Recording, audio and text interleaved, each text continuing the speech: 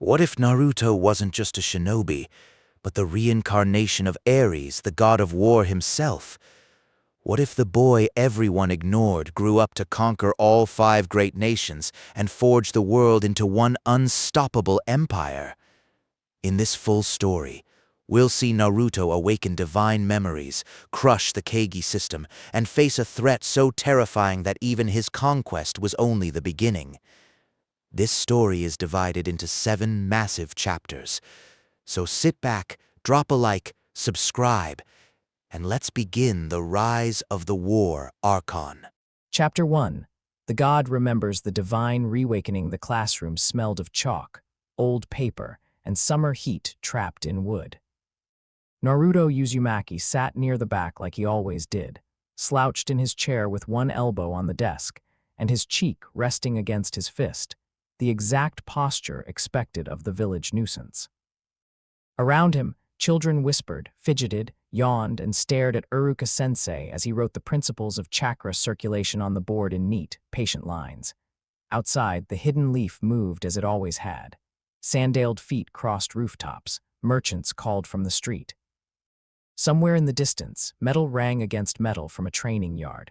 It was an ordinary day in the academy. Then Naruto blinked, and the world changed. It did not come as pain. There was no scream in his skull, no lightning behind his eyes, no dramatic collapse to the floor.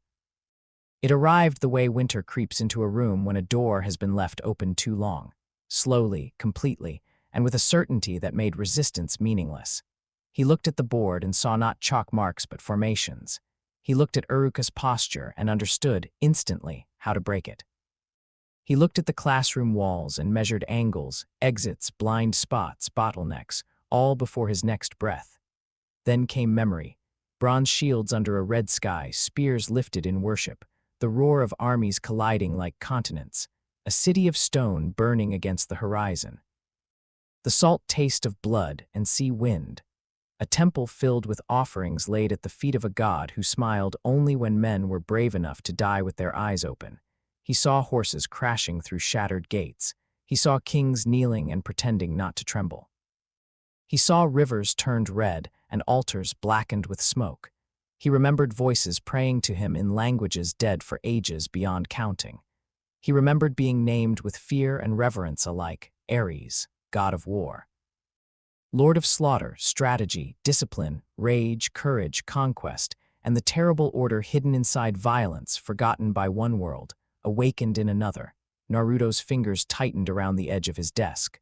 Wood cracked under his hand.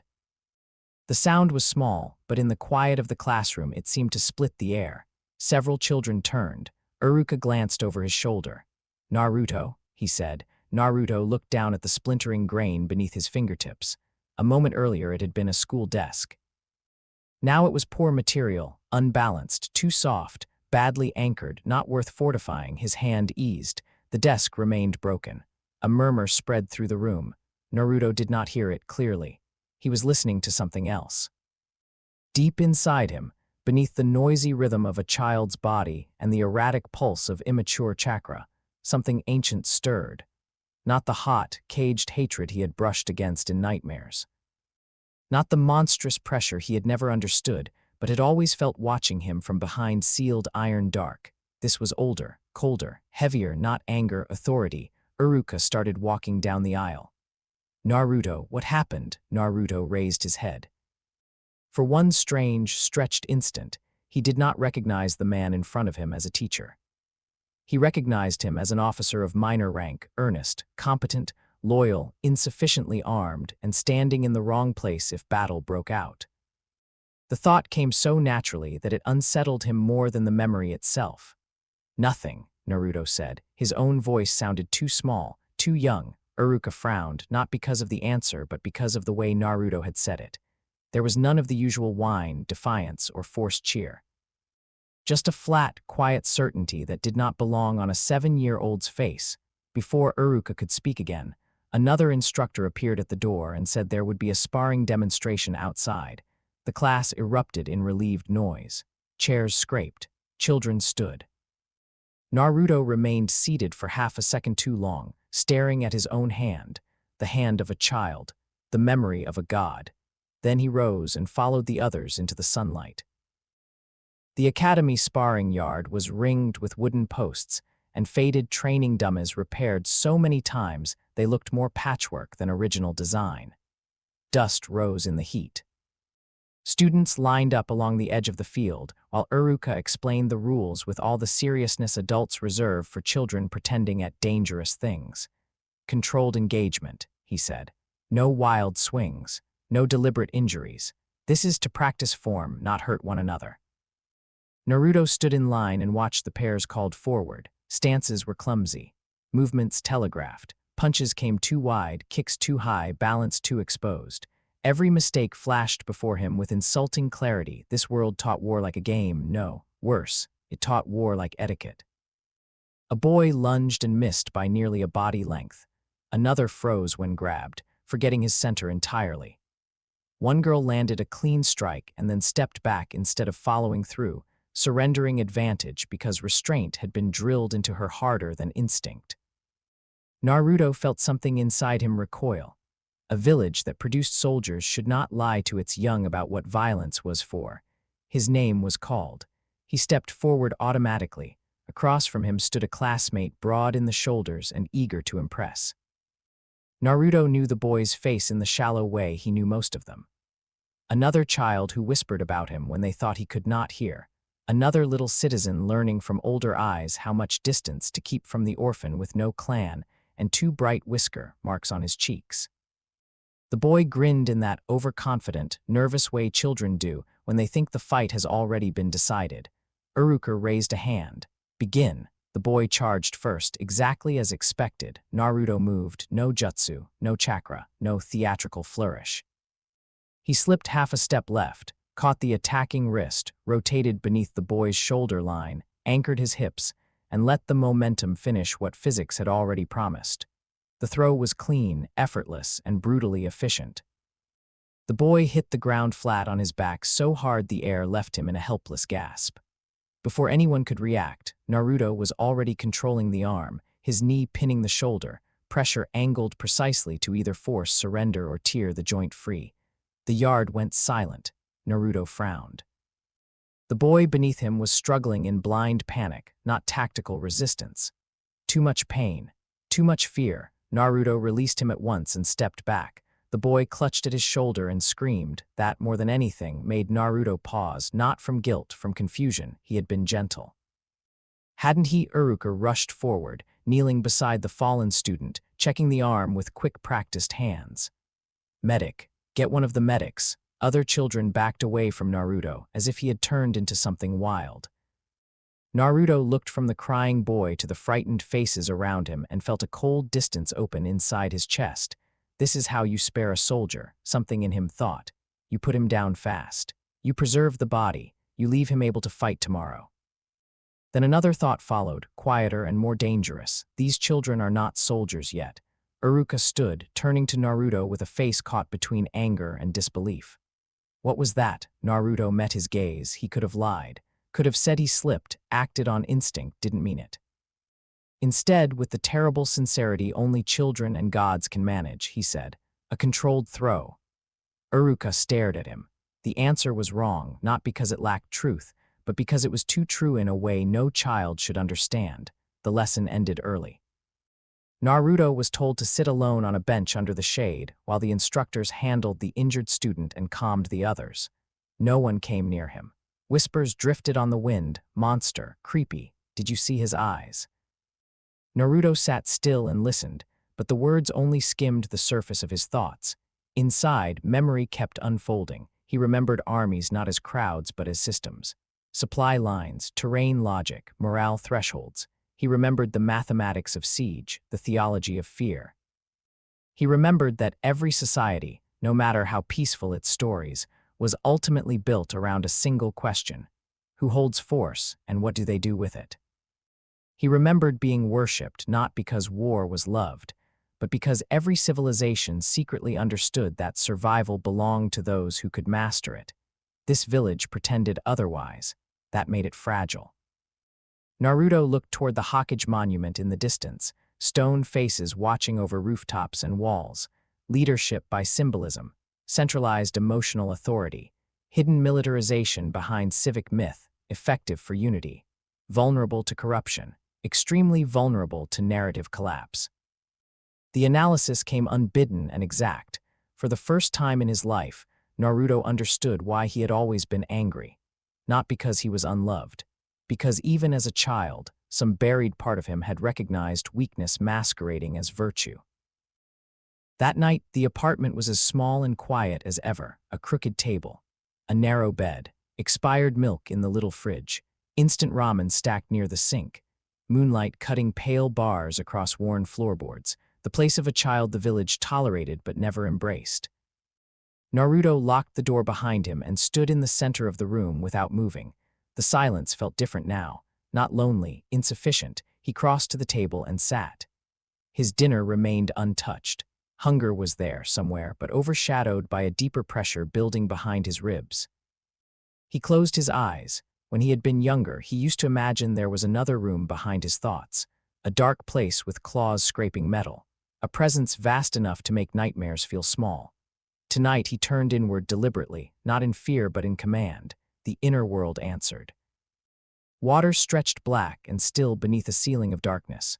Corridors ran between iron bars taller than houses. Damp echoes rolled through the seal space like old thunder. At the far end waited a shape of flame, red hatred, and ancient teeth. Kurama, the nine-tailed fox, opened one eye. The pressure of that gaze had once nearly broken Naruto's mind in dreams. Tonight, it felt like meeting a beast in a cage. Enormous, yes, dangerous, certainly, but still a beast. The fox leaned forward, lips peeling back from fangs longer than swords. Rage flooded the seal like heat off a furnace. "You," the voice shook the darkness. Naruto did not flinch. "You're loud," he said. Kurama's pupils narrowed. It was not the words that mattered. It was the tone.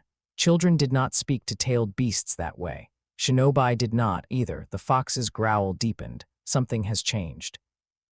Naruto walked across the water until he stood before the gate. Up close, the bars were immense. The seal curled over them in patterns his child's education could not decipher, but another mind behind his own recognized architecture in it: containment, suppression, layered command. Kurama's chakra pressed forward, malicious and immense, red vapor spilling through the gaps like smoke. In the past, that pressure would have crushed him to his knees. Now Naruto felt another force inside himself rise to meet it. It was not chakra. It moved like molten metal through his veins, though his body remained still in the real world. Gold, but dark gold, closer to bronze, heated white at the edges, heavy as blood spilled on temple stone, ancient as oath and battle hymn, Iker. The word entered his mind as if remembered from beyond language. Kurama felt it too. The fox recoiled, not from pain, from recognition he did not want to have. Naruto's expression changed, not visibly much, but enough. The softness of a lonely boy remained in the face, yet behind the blue eyes something older took its seat. He spoke, and the voice that came out seemed to carry two layers, Naruto's own, and beneath it, the echo of something that had once been prayed to by kings. "You are not my jailer," he said. "And you are not my better." The seal's space trembled. Kurama snarled and slammed both forepaws against the bars, chakra exploding outward in a storm of red hatred. "I am the hatred of ages. I am disaster given form. You are a child wearing memories you do not understand." Naruto looked up at him the way a commander looks at a war beast being fitted for armor. "Then understand this first." The Iker flared. Golden threads spread through the dark, not bright and holy, but severe like sunlight seen on spear points before dawn. The red chakra boiling from the cage hesitated, not dispersed, not overpowered, muted, silenced by rank. Kurama's roar died in his throat. For a single impossible moment, the nine tails looked less like a monster and more like an animal remembering the shape of an older predator. Naruto stepped closer until his hand rested lightly against one iron bar. "I do not need your hatred," he said. "I have seen wars fought before your first scream shook this world. I have watched cities kneel. I have heard men call slaughter justice and justice slaughter. Compared to that, you are only power without direction." The fox's ears flattened. Fury remained, but something new moved beneath it. Unease. Naruto tilted his head, studying him. "You are useful. That is all this needs to be." Kurama bared his teeth. You speak as if you own this body. Naruto's answer came without hesitation. I speak as if I intend to. He turned away from the gate. Behind him, Kurama's chakra surged once in a final wave of defiance, but the ichor was already settling, layering itself through the seal space like divine iron poured into old cracks. No victory had been won, no binding remade. The fox still had his power, his hate, his pride, but a hierarchy had been declared, and Kurama, for the first time since being sealed into the boy, had heard an authority that was neither shinobi nor jailer. The moment Naruto opened his eyes back in the apartment, he knew one thing with perfect clarity. He was not here to survive childhood. He was here to prepare. The next 6 months passed in silence, not literal silence. Naruto still answered roll call, still bought ramen, still said yes, Iruka-sensei when required. He laughed when expected, or at least approximated it well enough to avoid excessive attention. He remained, outwardly, Naruto Uzumaki, troublesome, strange, tolerable in small doses. But inside, every day became campaign work. He read. Anything he could get from the library, he read. History texts simplified for academy students. Maps of the 5 great nations. Old war summaries censored so heavily that the omissions themselves became useful. Clan structures, trade routes, agricultural regions, border tensions, the formal role of daimyo, the practical role of hidden villages, mission economics, graduation pathways, chain of command. He learned quickly that this world dressed its military systems in cultural myth. The villages called themselves hidden, yet existed as centralized paramilitary states. The cage served as both guardians and strategic deterrents, combining civilian symbolism with battlefield supremacy. Children were trained as assets young enough to shape and expendable enough to risk. Mercenary contracts financed doctrine. Loyalty to village was treated as moral law not because it was true, but because the system would collapse if too many realized it was merely useful. It was brilliant. And flawed. Naruto sat in library corners with books too dry for other children to touch and built models in his mind. Which nation could feed an occupying force longest? Which village depended most heavily on terrain advantage? Which alliances were stable, and which existed only because no one had yet found a profitable reason to betray them? He learned that the strongest weapon in this world was not the tailed beasts, it was fragmentation, 5 great nations, smaller hidden villages, feudal lords. Clans with private interests, intelligence networks that lied to one another as often as they lied to enemies, every region armed, every region suspicious, every peace temporary, a world built to survive war, a world therefore incapable of ending it, unless someone conquered it correctly. The thought did not thrill him. It settled into place like a stone fitted into foundation. At the academy, his practical scores rose steadily but not spectacularly. He was careful. Too much excellence would invite scrutiny before he had the leverage to profit from it. Too little would waste time. So he chose competence with flashes of precision, just sharp enough to unsettle instructors, but not enough to trigger institutional fear. Iruka watched him more often. Mizuki, too. Naruto noticed both and filed them under separate categories. Iruka, emotionally invested, loyal to village ideology, recoverable. Mizuki, vanity-heavy, approval-seeking, likely compromised under pressure. He began observing adults the same way one might inspect battlefield officers before assigning command. Who moved from duty, who moved from ambition, who hid guilt behind procedure, who masked fear with severity. The village did not notice because no one expected a child to be conducting reconnaissance. At night he trained, nothing dramatic, not yet body first, endurance, balance, control. He forced his young muscles to obey principles they were years too small to execute fully. He practiced falls until they became instinct, practiced gripping, turning, redirecting force through hips and shoulders. Learned exactly how far his current body could go before growth, fatigue, or simple childhood limitations introduced error. He despised limitation, but he did not deny it. A god trapped in an unready vessel who forgot the vessel would die pointlessly. So he adapted. He also tested the ichor in tiny increments, a drop of focus against gravity while hanging from a roof edge, a pulse of authority inward while approaching the seal space. A thin thread through the palm while striking a training post, just enough to feel the difference between impact and command. It always answered, not freely, not fully, but with the patience of something that had waited a very long time to be remembered. The ichor did not behave like chakra. Chakra moved, circulated, combined, shaped. It had techniques, methodologies, schools. Ichor was identity expressed as force. It grew stronger not with hand signs or perfect molding, but with alignment, clarity of purpose, confrontation, hierarchy, conflict embraced instead of avoided. The more Naruto accepted that he was built for war, the more naturally it moved. That realization might have terrified another child. Naruto only considered how to use it without being seen. Months passed. Summer tilted toward autumn. The village remained unaware that its loudest orphan had become the quietest threat inside its walls. Then came the academy written examination. Naruto almost laughed when the paper hit his desk. Basic shinobi ethics, mission priorities, chain of reporting, the duty of a leaf shinobi. Several students groaned as though faced with unbearable hardship. Naruto read every question once and saw, behind each one, the institutional mythology it was designed to reinforce. A shinobi must place the village above self, correct in theory, dangerous in practice. A successful mission is one completed with minimal unnecessary losses.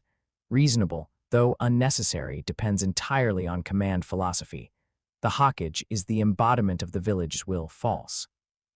The office is the concentration point of force, legitimacy. Embodiment is propaganda. He answered carefully at first, then one question stopped him. In your own words, explain the purpose of a hidden village. Several students smiled. Easy question. Naruto stared at the blank line beneath it. Then he wrote. He did not write what they wanted. He wrote what was true. The purpose of a hidden village is to concentrate force, centralize loyalty, secure resources, and project military capability under civilian cover. Its greatest strength is disciplined unity.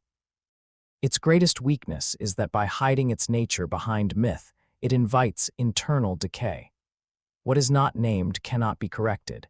He finished the rest of the exam in silence and turned it in early. When the proctor looked down at the first page, his brows drew together before Naruto had even reached the door. Good, Naruto thought. Let them begin to feel unsettled, not frightened yet, just aware that something about him no longer fit the shape they had assigned him. Outside, wind moved through the academy yard, carrying dry leaves across packed dirt. Children would be released soon. Instructors would gossip in low voices about the odd phrasing on his answers. Somewhere above, Anbu likely watched from hidden branches, half asleep in their masks, confident that the village saw all meaningful threats before they grew. Naruto lifted his eyes to the Hokage monument again, stone faces, legacy carved into mountain. The old system had endured because no one strong enough had yet come willing to replace it. That would change, not today, not rashly, but inevitably. Deep within the seal, Kurama shifted, sensing the direction of his thoughts with growing hostility. Naruto let the fox feel them. Let him understand, little by little, the scale of the future being assembled, the villages, the cage, the tailed beasts, the daimyo, the whole fractured architecture of the shinobi world, not targets, exactly, components. A map was forming in his mind, not only of territory but of sequence. First knowledge, then leverage, then authority, then reorganization. War was never just battle. Battle was only the loudest tool in a much larger craft. Naruto stood in the sunlight with his exam behind him and the village before him. A child in orange and blue with ramen money in his pocket and divinity in his blood. No one bowed. No one ran. No one knew. That was fine. Gods did not require immediate worship, only time. And as the wind shifted over Konoha's rooftops, Naruto Uzumaki, Ares remembered, Ares reborn, a war god in the body of a neglected boy, allowed himself the smallest hint of a smile. The hidden village did not yet understand its greatest weakness. It had raised its conqueror inside its own walls. Chapter 2. The Law of Iron, the Fall of the Hidden Leaf. The first thing the third Hokage noticed was that the boy did not look nervous. Children summoned to the Hokage Tower usually entered with some mix of awe, excitement, and fear. Even the talented ones tried too hard to stand straight. Even the proud ones glanced around at the office like pilgrims entering a shrine. They felt the weight of the title before they understood the burden of it. Naruto Uzumaki entered as if he were stepping into a briefing chamber. He did not swagger. He did not slouch. He did not perform outrage or insecurity. He crossed the threshold, shut the door carefully behind him, and stood 3 paces from the Hokage's desk with his hands at his sides. For a brief, irrational moment, Hiruzen Sarutobi felt as though he were the one being assessed. Morning light fell through the office windows, painting gold across mission scrolls, stacked reports, and the framed weight of decades. Behind the desk sat the man called Professor, god of shinobi in another age, veteran of more wars than the current generation could properly imagine. His face was lined. His shoulders were still broad but no longer effortless. His eyes, however, remained sharp. They narrowed slightly now. Naruto had been brought here because too many small irregularities had accumulated to ignore. His written examinations were no longer merely competent. They were surgical. His tactical analyses read like field memoranda written by a commander, irritated that civilians had been allowed near war planning. His sparring instructors reported disturbing precision. His social behavior had changed in ways difficult to quantify but impossible to miss. He no longer sought attention. He no longer acted out for reaction. He observed, waited, measured, and most troubling of all, Anbu surveillance had turned up nothing dramatic, no suspicious contacts, no foreign interference, no obvious trigger. Just a child who had become, over the course of months, unrecognizably deliberate. Hiruzen rested his pipe on the desk without lighting it. Naruto. Hokage-sama. No grin, no complaint about formality, no theatrical eagerness. Hiruzen studied him for another second. I'm told you asked for this meeting. I did. That's unusual. Only because your system expects children to wait until they're broken by it before speaking honestly. The words landed in the office with the quiet force of a blade laid flat on a table. Hiruzen's expression did not change, but inside, something tightened. Careful, he said mildly. Naruto nodded once. I am. He reached into the satchel slung over his shoulder and withdrew several neatly bound sheets of paper, not childish notes, not rough scribbles, structured documents, numbered. Cross-referenced, tabbed, he set them on the desk. Hiruzen looked down. The title on the first page read, Proposed Reorganization of Konoha's Military Command, Training Doctrine, and Internal Oversight. The Hokage did not touch the pages at first. He looked back at Naruto. You wrote this? Yes. All of it? Yes. Hiruzen finally pulled the packet closer and skimmed the first paragraphs. His eyes slowed, then slowed again. The document did not read like a child's fantasy about making the village stronger.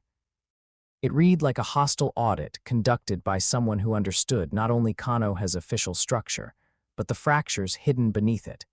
It identified inefficiencies in mission allocation, redundancies between Anbu and conventional Jonin command, the strategic instability created by clan favoritism in promotion pathways, the dangerous separation between civilian administration and shinobi logistics, the moral hazard of training child assets without a unified doctrine for battlefield psychology, casualty replacement, or command continuity.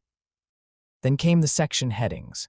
On the myth of the will of fire as operational policy, on the strategic liability of unacknowledged internal crimes, on the long-term unsustainability of secret auxiliary militaries.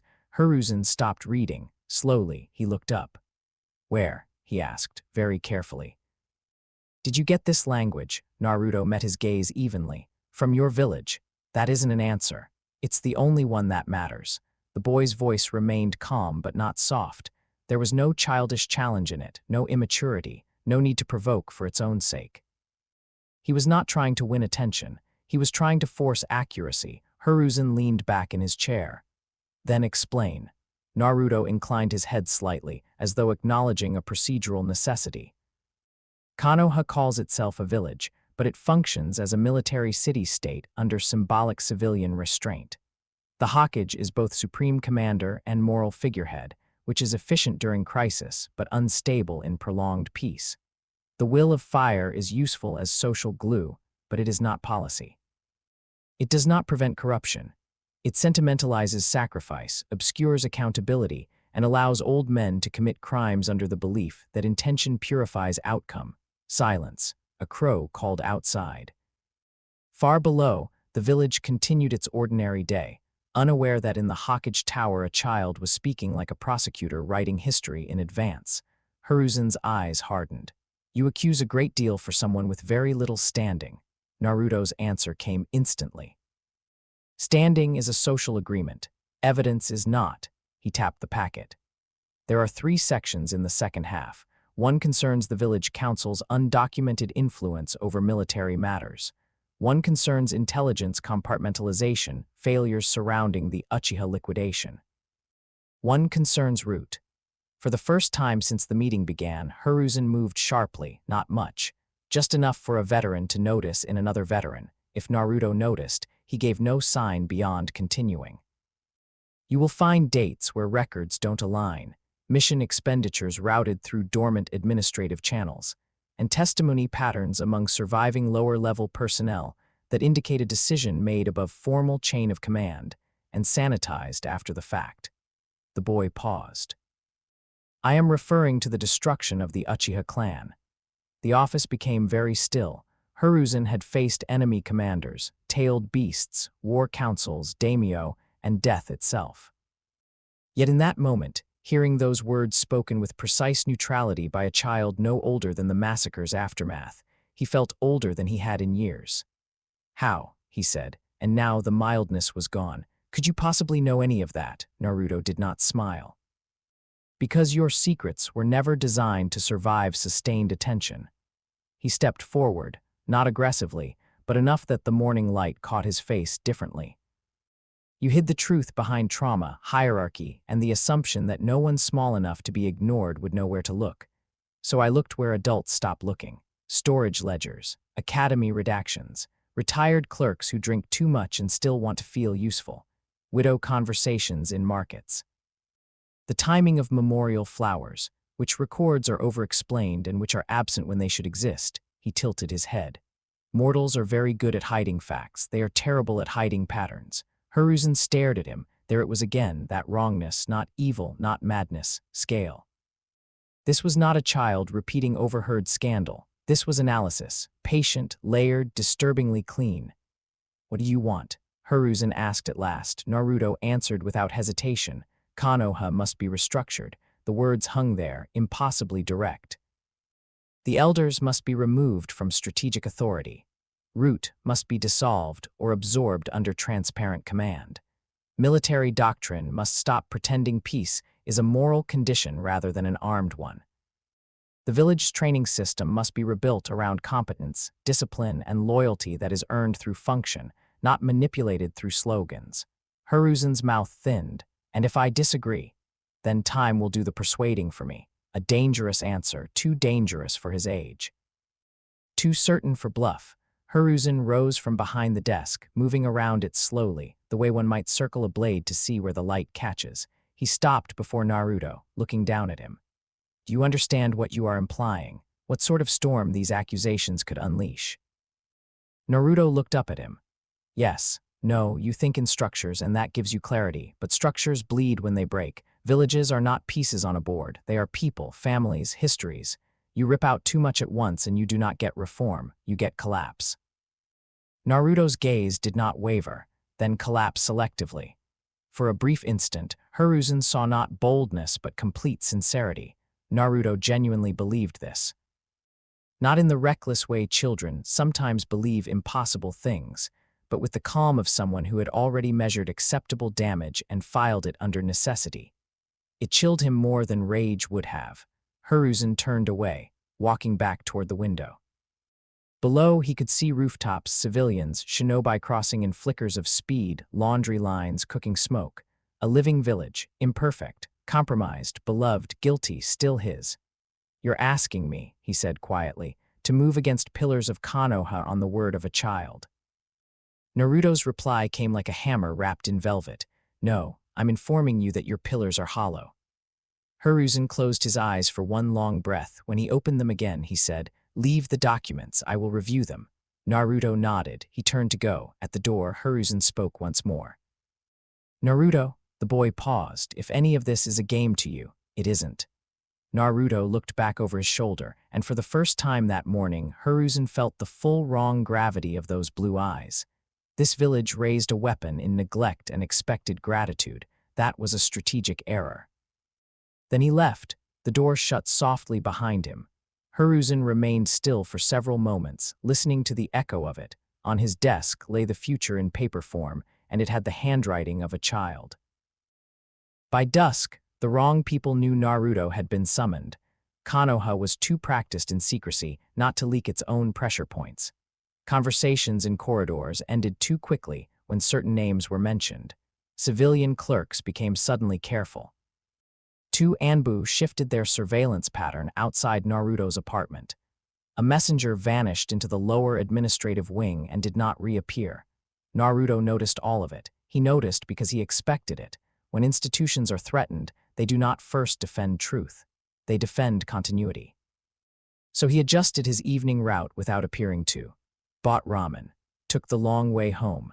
Paused to watch a blacksmith working iron for exactly long enough that anyone following would have to choose between cover and proximity. He did not look back once. He felt them anyway. 3.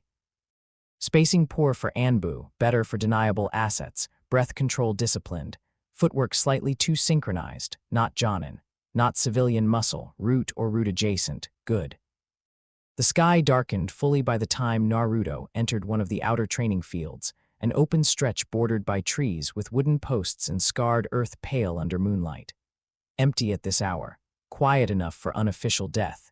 He walked to the center and stopped. No dramatic spin. No calling out challengers, just stillness. A leaf scraped across the ground, then the first operative dropped from the tree line soundlessly, mask blank, blade already drawn. Orders, Naruto asked. The operative did not answer. The other two emerged a heartbeat later, one to the left, one behind. Clean triangle, kill box, no insignia. Naruto took them in with a glance. One taller, centerline heavy, prefers direct suppression. One lighter on the right, ambush specialty, probably Senbin or wire secondary. One behind with best concealment discipline. Likely commander of the cell. Children would have panicked. Naruto only felt a familiar cold settle into him. The calm before first impact, older than chakra, older than this world's wars. The ichor stirred in his veins like metal warming in a forge. He folded his hands behind his back. 3 of you, he said. That means the order was caution, not confidence. The tallest operative lunged, fast, silent, a blade aimed not at the throat or chest but low under the ribs, the kind of kill meant to end breath before sound. Naruto moved a fraction late by ordinary standards and exactly on time by the standards that matter. He pivoted. The blade missed. His palm struck the attacker's wrist with no visible force, yet the operative's hand spasmed open as if commanded rather than hit. Steel flashed away into the dirt. Naruto stepped inside the man's reach, drove an elbow up under the mask, and redirected the falling body into the path of the second attacker. The lighter operative abandoned the original line instantly, good instincts, and spun wire from one sleeve. Moonlight caught the near-invisible filament a second before it tightened toward Naruto's ankles. He jumped, not high, just enough. The wire hissed beneath him. The third operative struck from the blind angle behind with a tanto aimed between the shoulder blades. Naruto turned in the air, too fast. Not physically impossible, exactly, but wrong enough that the commander's masked eyes widened before the kick landed. Naruto's heel drove into the man's forearm. Bone cracked. The tanto flew. Both hit the ground hard. The field fell silent again, one down clutching a broken nose or jaw. One resetting wire, more cautious now. One retreating 3 steps with a ruined arm and shaken composure. Naruto landed lightly, still no chakra cloak, no clone technique, no academy tricks, just movement. The tallest operative recovered first and launched a volley of shuriken from his offhand, forcing Naruto sideways into the wire user's prepared lane. Competent. Naruto approved. He slipped between the stars of steel, each one missing him by finger widths, then deliberately stepped into the wire path. The operative pulling it almost smiled behind the mask. The wire cinched and stopped. For a blink it looked as though Naruto had simply caught it. In truth, the ichor had flowed into his fingers like invisible gauntlets, not brute strength. Command. The line went taut between operative and target, and Naruto pulled once. The operative was yanked off balance, half flying toward him. Naruto caught the man by the throat, not crushing, only controlling, and slammed him to his knees. The field seemed to pulse. Conflict sharpened, hierarchy emerged, the ichor answered. A faint gold moved beneath Naruto's skin, not glowing outward yet, but threading through the edges of him like heat trapped in metal. The commander saw it and froze, not in fear of a technique, in the instinctive recoil of a soldier encountering something outside doctrine. Naruto looked at the kneeling operative in his grip, then at the other two. Now, he said quietly, we can be honest. The tallest attacker reached for another blade. Naruto's gaze shifted to him. Don't. The word hit the field with impossible weight, not genjutsu. Not killing intent in the shinobi sense, something simpler and older. Command. The operative's hand stopped, not because he obeyed willingly, because for one fraction of a second, his body forgot the possibility of disobedience. Naruto released the kneeling man, who remained on the ground more from shock than injury. You were sent to remove me, Naruto said. That means one of two things. Either the order came from someone frightened enough to bypass process, or from someone who has never learned the difference between threat and inevitability. None answered. Naruto expected as much. He walked toward the commander with measured steps, each one deliberate enough to become its own form of pressure. You chose the field well, isolated, plausible as an accident, no witnesses except those who won't speak, efficient. He stopped before the man with the broken arm. But you made a mistake. The commander's breathing remained steady by effort alone. What mistake? Naruto's eyes hardened. You came yourselves. The man moved suddenly, left hand forming a seal, too late. Naruto's palm struck his chest, not hard enough to cave anything in, merely precise enough to send the ichor through contact. The operative flew backward as if hit by a hammer and crashed into a training post, splintering it apart. He slid to the ground, conscious but unable to rise. The other two stared. Naruto turned between them. This was the moment, not battle judgment. He looked first to the taller one, the blade user. Stand. The operative hesitated, then rose slowly. Naruto circled him once. Skilled, he said. Adequate instincts. Too dependent on kill confirmation habits. You would have made a decent squad enforcer. Then he struck. It was almost gentle. 2 fingers to the throat, heel to the knee, palm to the sternum. The man collapsed, gasping, weaponless, beaten. Naruto left him breathing. He turned to the wire user. The operative had removed his mask. Young, younger than Naruto expected. Older than academy age, perhaps 14 or 15. A root trainee then, eyes cold from training but not empty, not yet. Name, Naruto said. The boy hesitated. Naruto waited. That was all, no threat, no rush. Just certainty strong enough to make lying feel childish. Tenzo, the operative said at last. Not the famous Yamato of another era, just a boy with a borrowed code name, perhaps. Or perhaps the roots of that identity beginning here. It did not matter. What mattered was that he had answered. Naruto studied him. Good, he said. You still know you have one.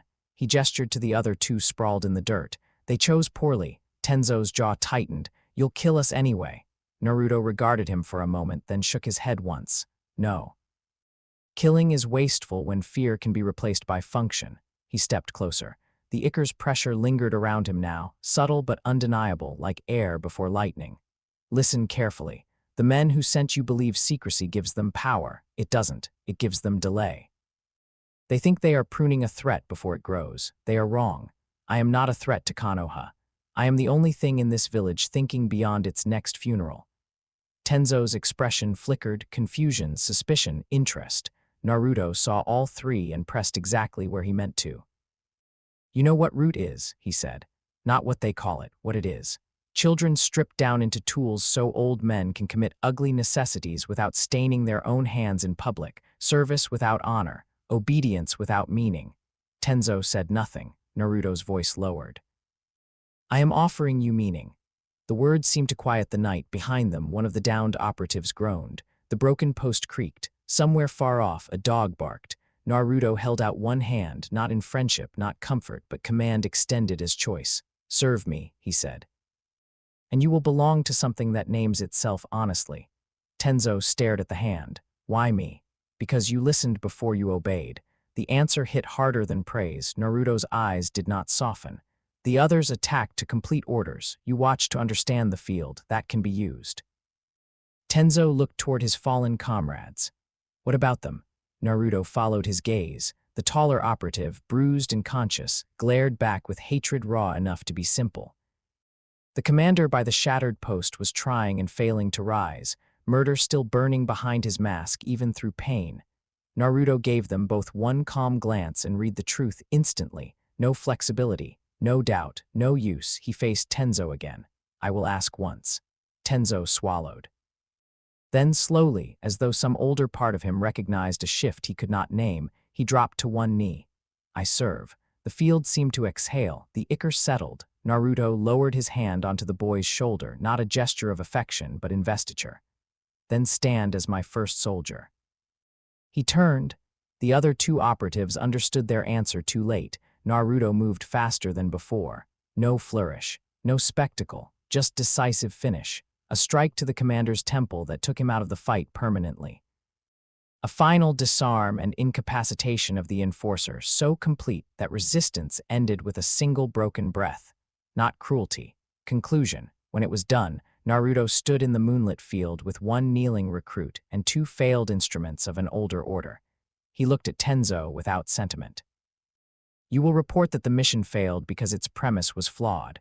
You will say this to no one yet. First, you will listen. Learn who en route can still be repurposed and who is too hollow to recover.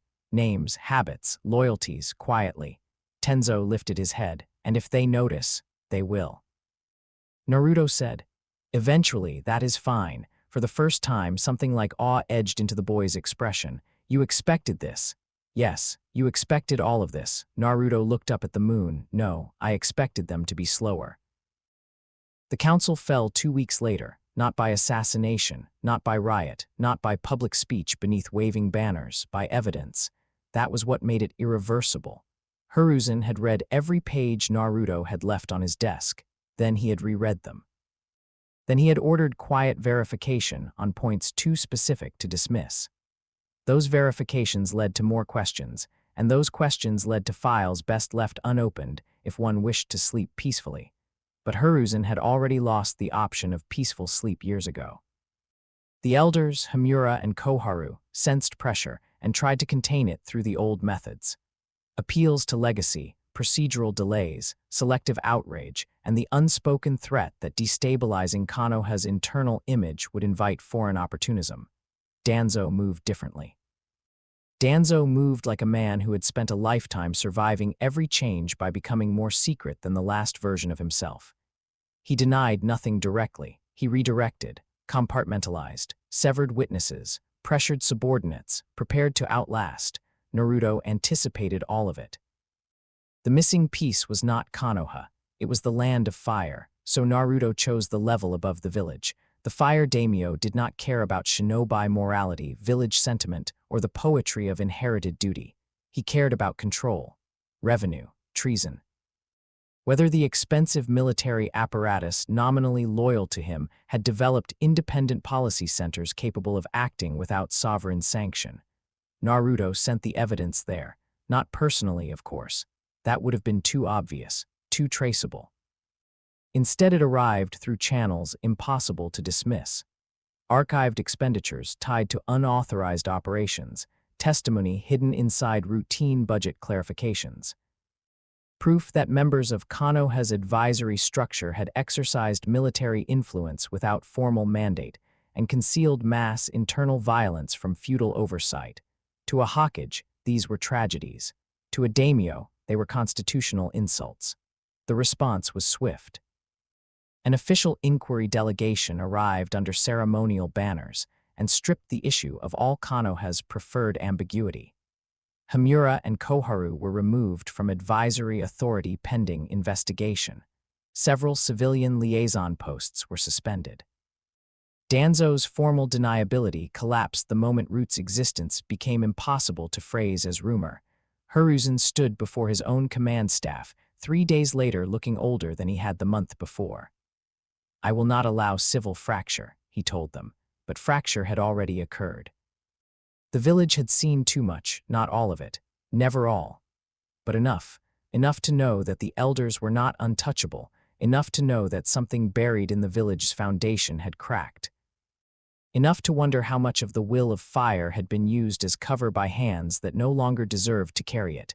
By evening, Hiruzen sent for Naruto again.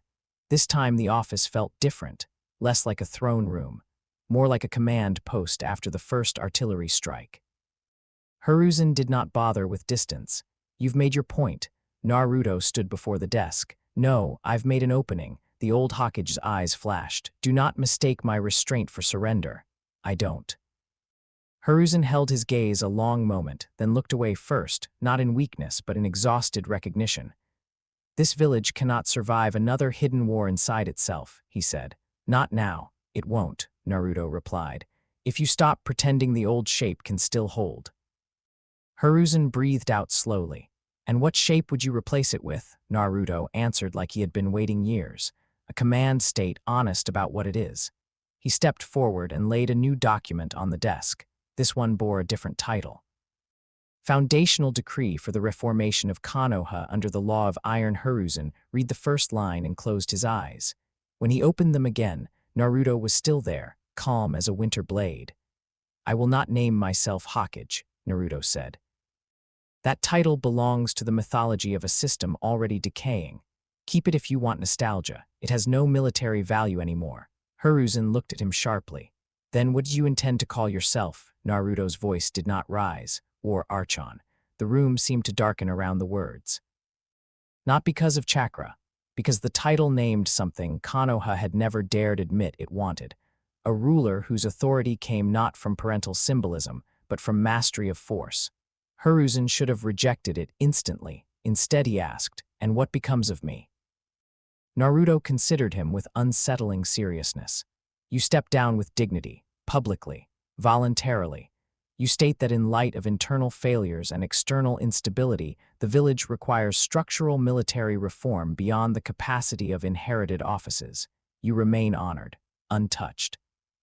Consulted when useful." "When useful," Hiruzen repeated dryly. Naruto did not apologize. The old man sat down slowly. He had spent a lifetime making impossible decisions and calling them necessary.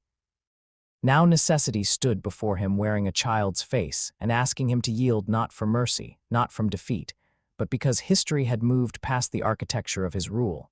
It should have enraged him. Instead it left him tired. Not because Naruto was right in every particular. He was not. But because he was right in the one way that mattered most. The old system could no longer be repaired by the same hands that had preserved its compromises. 3 days later, Hiruzen Sarutobi resigned, not in disgrace, not under public accusation, but with the grave formality of a man presenting the village with his final act of stewardship. The transfer of authority to an emergency reformation council pending military restructuring. Konoha reeled. The name proposed at the center of that restructuring spread first as disbelief, then rumor, then stunned fact. Naruto Uzumaki, not Hokage, War Archon. Some called it madness, some called it a child's coup. Some shinobi packed their gear and left rather than serve under a title that sounded too much like naked truth. Naruto allowed exactly 3 days for that choice. Any Anbu unwilling to submit to the new order could depart Konoha's service without pursuit or swear loyalty under revised doctrine. Most left, as he expected. The myth-minded, the uncertain, the ones too bound to the old emotional architecture of village as family. 12 stayed, not the softest, not the loudest. The ones who had already lived long enough in masks to understand that naming violence honestly could be cleaner than bathing it forever in euphemism. Naruto met them in the same training field where Root had failed to kill him. He stood before them in simple black training clothes, no ceremonial robe, no hat, no borrowed grandeur. "You are here," he said, "because you prefer function to comfort." No one moved. Moonlight touched their masks, their posture, the quiet steel of survival. "The old village asked you to be shadows for a story. I ask something else. You will not be faceless. You will be chosen, disciplined, named Miyamidans." A flicker of reaction moved through them, not understanding of the reference, but instinctive recognition of significance. Naruto continued.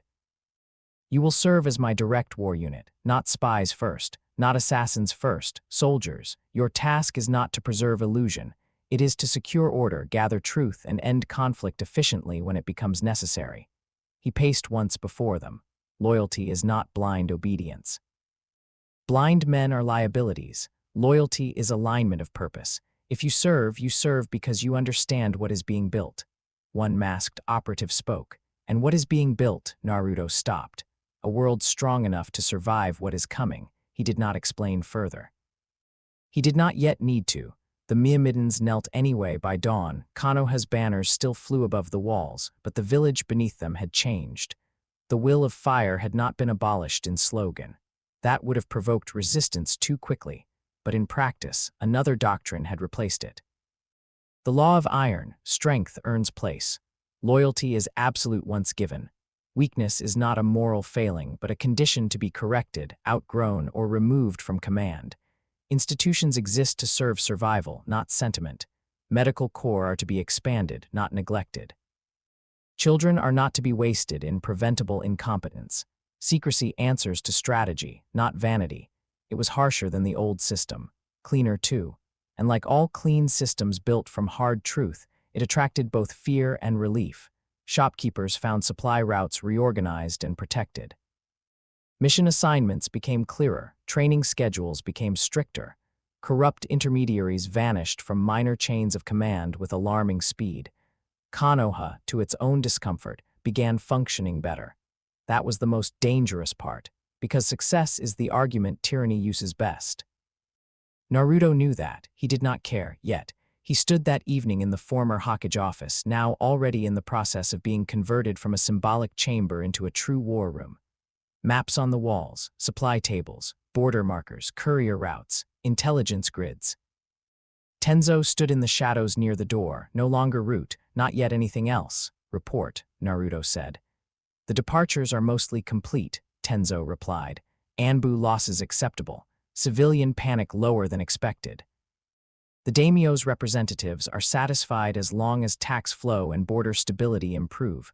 Naruto nodded. All predictable. Tenzo hesitated. There's one more thing. Speak. The young operative stepped forward and placed a sealed message tube on the desk. Naruto broke it open and read. Sunagakuyor, formal request for negotiation regarding a developing border dispute and troop irregularities near the land of Wind Frontier. The wording was diplomatic, careful. Testing, not fear yet, concern. They were probing the shape of the new Konoha before deciding whether to challenge it, appease it, or exploit it. Naruto read the message twice, then looked up at the western horizon beyond the village walls, as if he could already see the desert waiting. A lesser ruler might have drafted reassurances. A wiser politician might have proposed summit language, back-channel concessions, symbolic trust-building. Naruto saw only first contact between powers deciding the grammar of future war. Around the war room, his newly appointed council waited in varying degrees of tension. Veteran jonin, logistical officers, one or two civilians too practical to resign, all of them measuring the child who had unmade the old center of Konoha and replaced it with something sharper. Naruto rolled the message closed. Sunagakuyor requests negotiation, one council member said carefully. Shall I prepare a response? Naruto's expression did not change. Yes. The man relaxed slightly, then Naruto added, not a letter. Silence. Tenzo looked up.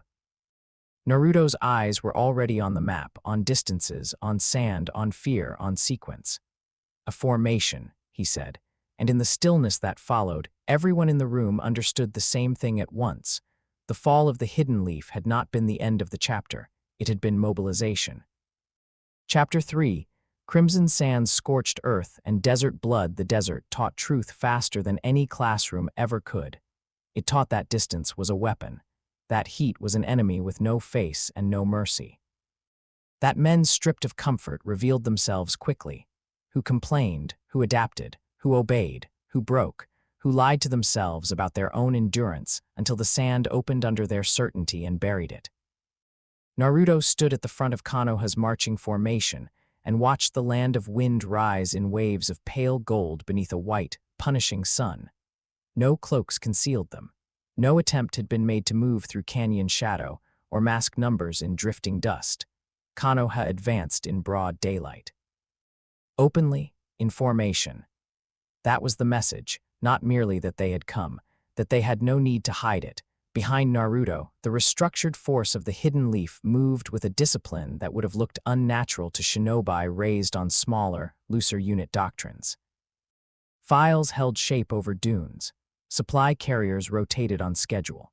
Water discipline had been enforced from the second day onward so efficiently that not a single man needed to be shouted at twice. The Myrmidons moved like black points through the larger host, carrying orders, watching flanks, correcting hesitation before it spread. At Naruto's left rode one of Konoha's old Jonin commanders.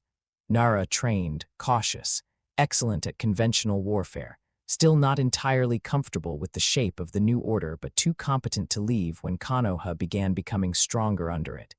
He studied the horizon through narrowed eyes. "Their scouts have seen us." Naruto did not look at him. "Of course they have. No attempt at feint or misdirection." "No," the commander hesitated. "That forfeits surprise." Naruto's gaze remained fixed ahead. "Only if surprise is the point." The Jonin had no answer to that. Naruto understood why. The old hidden village model prized asymmetry, misdirection, precision strikes, covert insertion. The logic was sound when forces were balanced or when weaker states needed leverage against stronger ones. But once superiority crossed a certain threshold, stealth became an act of misplaced humility. It treated the enemy's fear as something to manage rather than something to weaponize fully. Suna had expected border pressure. Suna had expected maneuver. Suna had not expected a conquering force willing to cross open desert with the confidence of an empire entering its own future territory. That alone had strategic value. Naruto could feel the desert all around him. It was different from the forests of Fire Country, different even from the seal space where Iker moved in ancient dark gold through the architecture of his reborn divinity. The desert did not resist with life. It endured by reduction, by stripping things down to their last true shape: sand, stone, heat, will. Something in his Uzumaki body responded to it instinctively, though the understanding belonged partly to another layer of him. The natural energy of the place was thin compared to forests, but purer in its severity. It did not flow generously. It waited to see what deserved to survive. Naruto could feel it brushing the edge of his senses, slipping into his breathing, gathering in the long silence between one footstep and the next. Not sage mode, not yet, but the beginnings of a relationship. He welcomed it. War always belonged to terrain before it belonged to men. By the time the army reached the outer defense zones of Sunagakuure, the sky had shifted toward late afternoon, the light flattening into bronze across dunes and sandstone ridges. Ahead, Suna's perimeter line revealed itself piece by piece: half-buried fortifications, chakra-triggered traps, raised observation towers worked into the natural rock, kill channels disguised as open stretches of sand. A competent defense, better than Konoha's analysts had estimated. Naruto approved. Weak enemies were only useful once. Strong enemies, properly defeated, could be repurposed into pillars.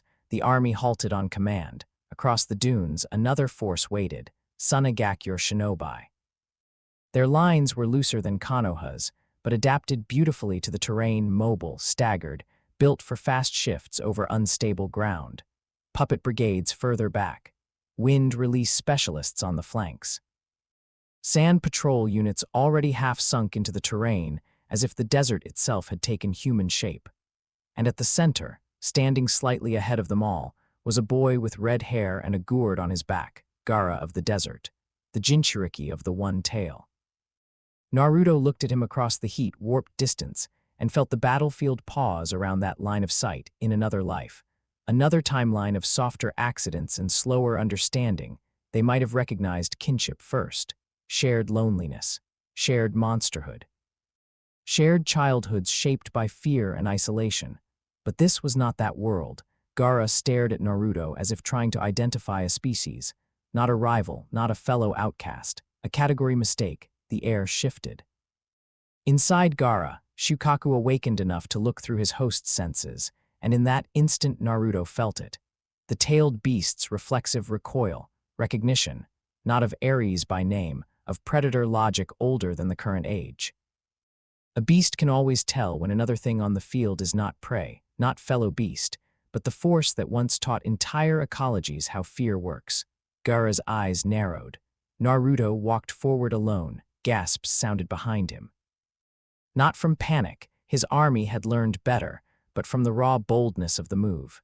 No bodyguards, no visible preparation. Just the war Archon descending a dune into negotiation distance with another nation's living weapon. Gaara did the same.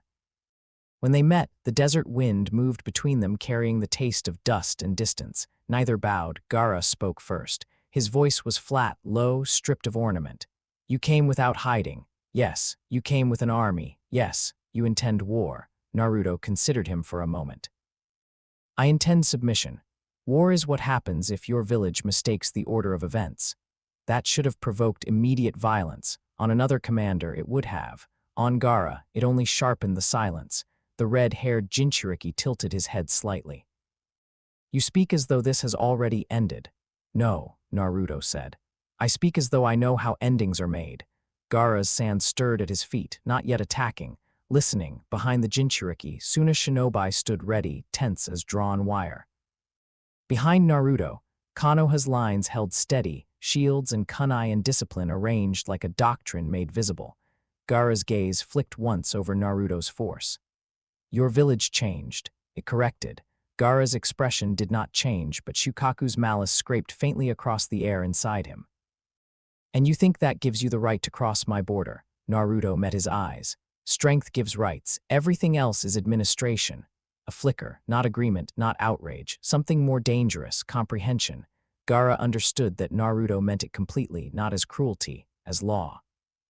That was why he felt so wrong, because lies could be negotiated with. Madness could be outweighed. Typical ambition could be predicted, but sincerity anchored in inhuman values was another matter. The wind strengthened. Sand hissed over stone. At last, Gaara said, "You're a monster." Naruto's answer came without offense. Yes, the simple honesty of it unsettled more than denial could have. Gaara's sand rose higher around him. Then I will kill you here. Naruto's eyes hardened a degree. No. The word landed with enough weight to make several nearby Suna Shinobi shift, involuntarily. Gaara's pupils contracted. Naruto stepped half a pace closer. Not enough to trigger attack, just enough to make the next words intimate in scale and brutal in content. You have been taught to mistake pain for identity, he said. You think being feared makes you singular. It doesn't. It makes you useful to weak men. Gaara's sand exploded upward, roaring around him in a spiraling wall. At once the line between armies shattered, battle began. The first phase was not fought for territory. It was fought for exhaustion. That had been Naruto's intent from the beginning. He did not surge to the front when the armies collided. He did not spend power to prove superiority too early.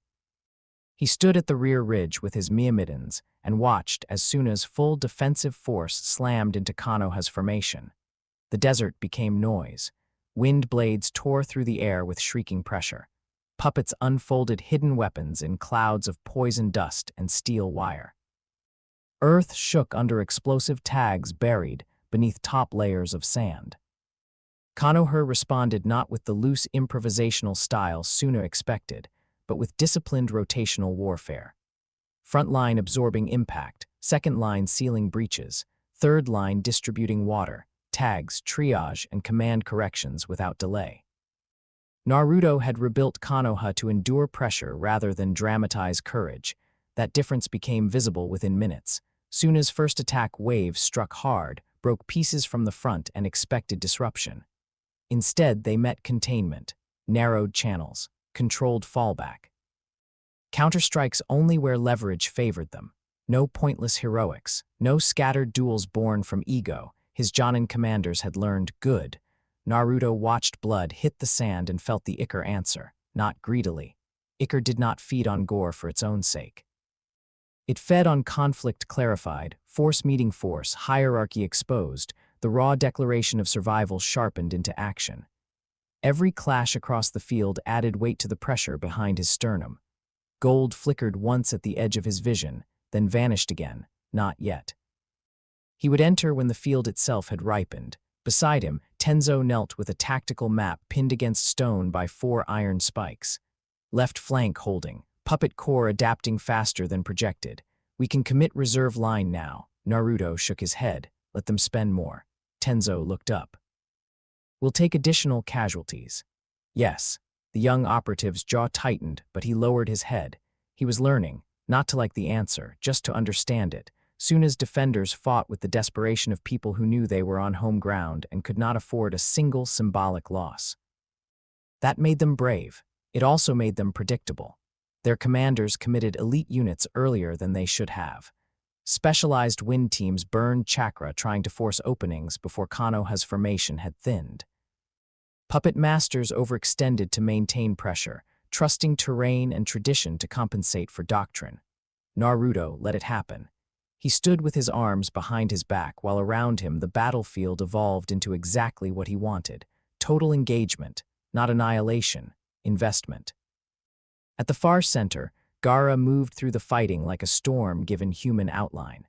Sand shields crushed incoming weapons, then reformed into crushing waves that smashed Konoha squads from their feet. Every time a squad tried to pin him, more sand rose. Every time a jutsu line formed, his absolute defense bent the engagement away. A lesser general would have gone to meet him immediately. Naruto didn't. Gaara was Suna's certainty. Therefore Gaara must be isolated not physically but psychologically. Let him win exchanges. Let him feel, for a while, that he remained the axis around which the battle turned. Let his reliance on singular dominance deepen before disproving it. That was phase 1. By sunset, the sand was scarred with trenches, collapsed dunes, broken puppets, discarded weapons, and the worn dark marks where blood had dried too quickly in the heat. Suna had not broken Konoha. Worse for them, Konoha had not visibly strained. The realization traveled through the defending lines like cold water. Naruto felt the moment it happened. The army no longer believed it was fighting raiders. It believed it was being measured. Now, he thought, phase 2. He walked down the ridge. The ichor rose with him. Not a full cloak, not anything so dramatic yet, but threads of metallic gold began to move beneath his skin in fine branching lines. His chakra, when it surfaced, carried a subtle difference now. The red traces of Kurama's pressure laced through with glints of something older, disciplined, less feral and far more severe. Miyamidens shifted to follow. Naruto lifted one hand without turning. They stopped. "This part," he said, "is mine." Then he stepped into the war. Gaara saw him coming and understood immediately that the real battle had just begun. The Jinchuriki stood atop a rising platform of sand. Eyes ringed dark from sleeplessness and old damage, wind whipping the edge of his tunic as the field spread in chaos beneath him. He had spent the last hour crushing squads, breaking formations, forcing Konoha to keep acknowledging him as the center of resistance. Naruto's approach changed the atmosphere. Shukaku stirred harder within Gaara, growling in that deep psychic distance where tailed beasts speak through instinct before words. That one is wrong. Gaara did not need the warning. He could feel it. Naruto walked through the battlefield as if the conflict itself parted for him. Weapons came near but never landed. Sand traps triggered underfoot and failed to close in time. A wind-release blade screamed for his neck and hit a burst of gold-threaded chakra that turned it aside like it had struck another law of nature. Gaara raised one hand. The desert answered. A tidal wave of sand surged from every direction, taller than houses, spiraling inward to become a prison sphere dense enough to crush bone, armor, and chakra-enhanced flesh alike. Naruto did not evade. Good, Gaara thought. Let him learn. The sand sealed shut around the invading ruler, layers compressing inward with shrieking pressure. Around the sphere, Suna shinobi backed away instinctively. They had seen what Gaara's burial techniques did to bodies, to armor, to certainty. The ground groaned. Gaara tightened his fingers. Die. He said, inside the prison, there was only darkness and pressure, sand from every direction, weight, grinding force. Naruto stood unmoving at the center and let the prison close. Then he laughed once, not loudly, just in genuine recognition. Poseidon, he thought. I watched you calm seas with a raised hand, and fools thought it was strength when it was always command. Sand is only a broken sea, the ichor flowed, not outward as brute force, inward first, through posture, through center, through the pressure lines of the prison itself. Naruto extended one hand and felt the microscopic shifts within the compacted sand, the way pressure distributed, the way force multiplied itself through layered containment. Every prison reveals where it expects its captive to resist. Every element has a direction it believes is dominant. Naruto gave it a new one. The sphere shuddered. Gaara's eyes widened. A crack split the surface, not from outside in, but from within along a perfect stress line the prison should not have had. Another followed, then another. Golden light spilled through them, harsh and molten bright. Naruto stepped out of the exploding sand as if emerging from a broken idea. Gasps tore through the field. Gaara did not retreat, but for the first time in his life something close to pure instinctive fear moved through him. Not fear of pain. He knew pain too well. Fear of irrelevance. Fear that the one thing which had always made him untouchable had just been read, understood, and dismissed. Naruto brushed stray sand from his shoulder. Your defense is impressive, he said, but it believes entrapment is the same as mastery. Gaara's face twisted, not in childish rage, but in the violent refusal of a boy whose entire identity had been built around being the thing others could not touch. The sand around him went wild. Shukaku answered the threat by forcing more of himself upward. The air darkened. Sand rose in impossible quantities, spiraling around Gaara until the shape of the boy vanished and another shape began taking his place. A monstrous tanuki silhouette of roaring sand and hate, huge against the reddening sky. Suna's own shinobi stared with a mixture of hope and dread. Their ultimate weapon had entered the field. Naruto looked up at the full emergence of Shukaku's form and felt no surprise. At the edges of his senses, the desert's natural energy sharpened, almost eager now, drawn by the scale of what had been declared on the battlefield. He inhaled once and let that dry, severe energy settle deeper into his system. The ichor brightened. Gold threaded heavier through the faint chakra mantle around him. 30% perhaps. Enough. Shukaku roared and the sound hit the dunes like a storm front. Sand bullets the size of boulders tore downward. Wind pressure followed like knives. The giant beast moved to a race, not engage. Naruto launched himself forward. This time he did use chakra, not like a standard shinobi, not in the familiar flare of blue or the feral red of a tailed beast cloak, but in a form visibly changed by everything inside him. A cloak flashed around his body, red at the base, but shot through with bright gold lines that turned the old color into something alloyed and new. He hit the first descending mass of sand with one glowing fist. The boulder exploded. He crossed the space beneath Shukaku in a blur of dust and gold, each step driving shock through the dunes. Claws of compressed sand came down. He slipped between two, caught the third, and twisted so hard the entire limb of the beast deformed with the motion. Shukaku howled. Gaara, half visible within the formation, forced more sand forward, trying to swallow Naruto whole. Naruto leapt straight into the beast's chest. Not a trick, not a diversion. A frontal assault so violent and direct it looked insane. Gold-threaded chakra around him sharpened into a spear point as he drove through layer after layer of packed, animated sand. Pressure screamed around him. The beast's body tried to seal behind him, crush him, redirect him, bury him alive within its own mass. He kept moving. This is what Suna later remembered most clearly. Not that he overpowered Shukaku, that he entered the beast as though it were merely fortification to be breached. Inside the shifting core of sand and chakra, Naruto found Gaara suspended at the center, protected by overlapping layers of defense and the monstrous will of the one tail. For a moment, the two boys faced each other in the red-lit heart of a tailed beast. Gaara's eyes were wide, not helpless. Just confronted by something he had never needed to imagine, an enemy who could come all the way in. Naruto reached him. Gaara's sand lunged one last time. Naruto caught his wrist. The contact changed everything. Ichor surged through the point of touch, not invading, not sealing, not stealing.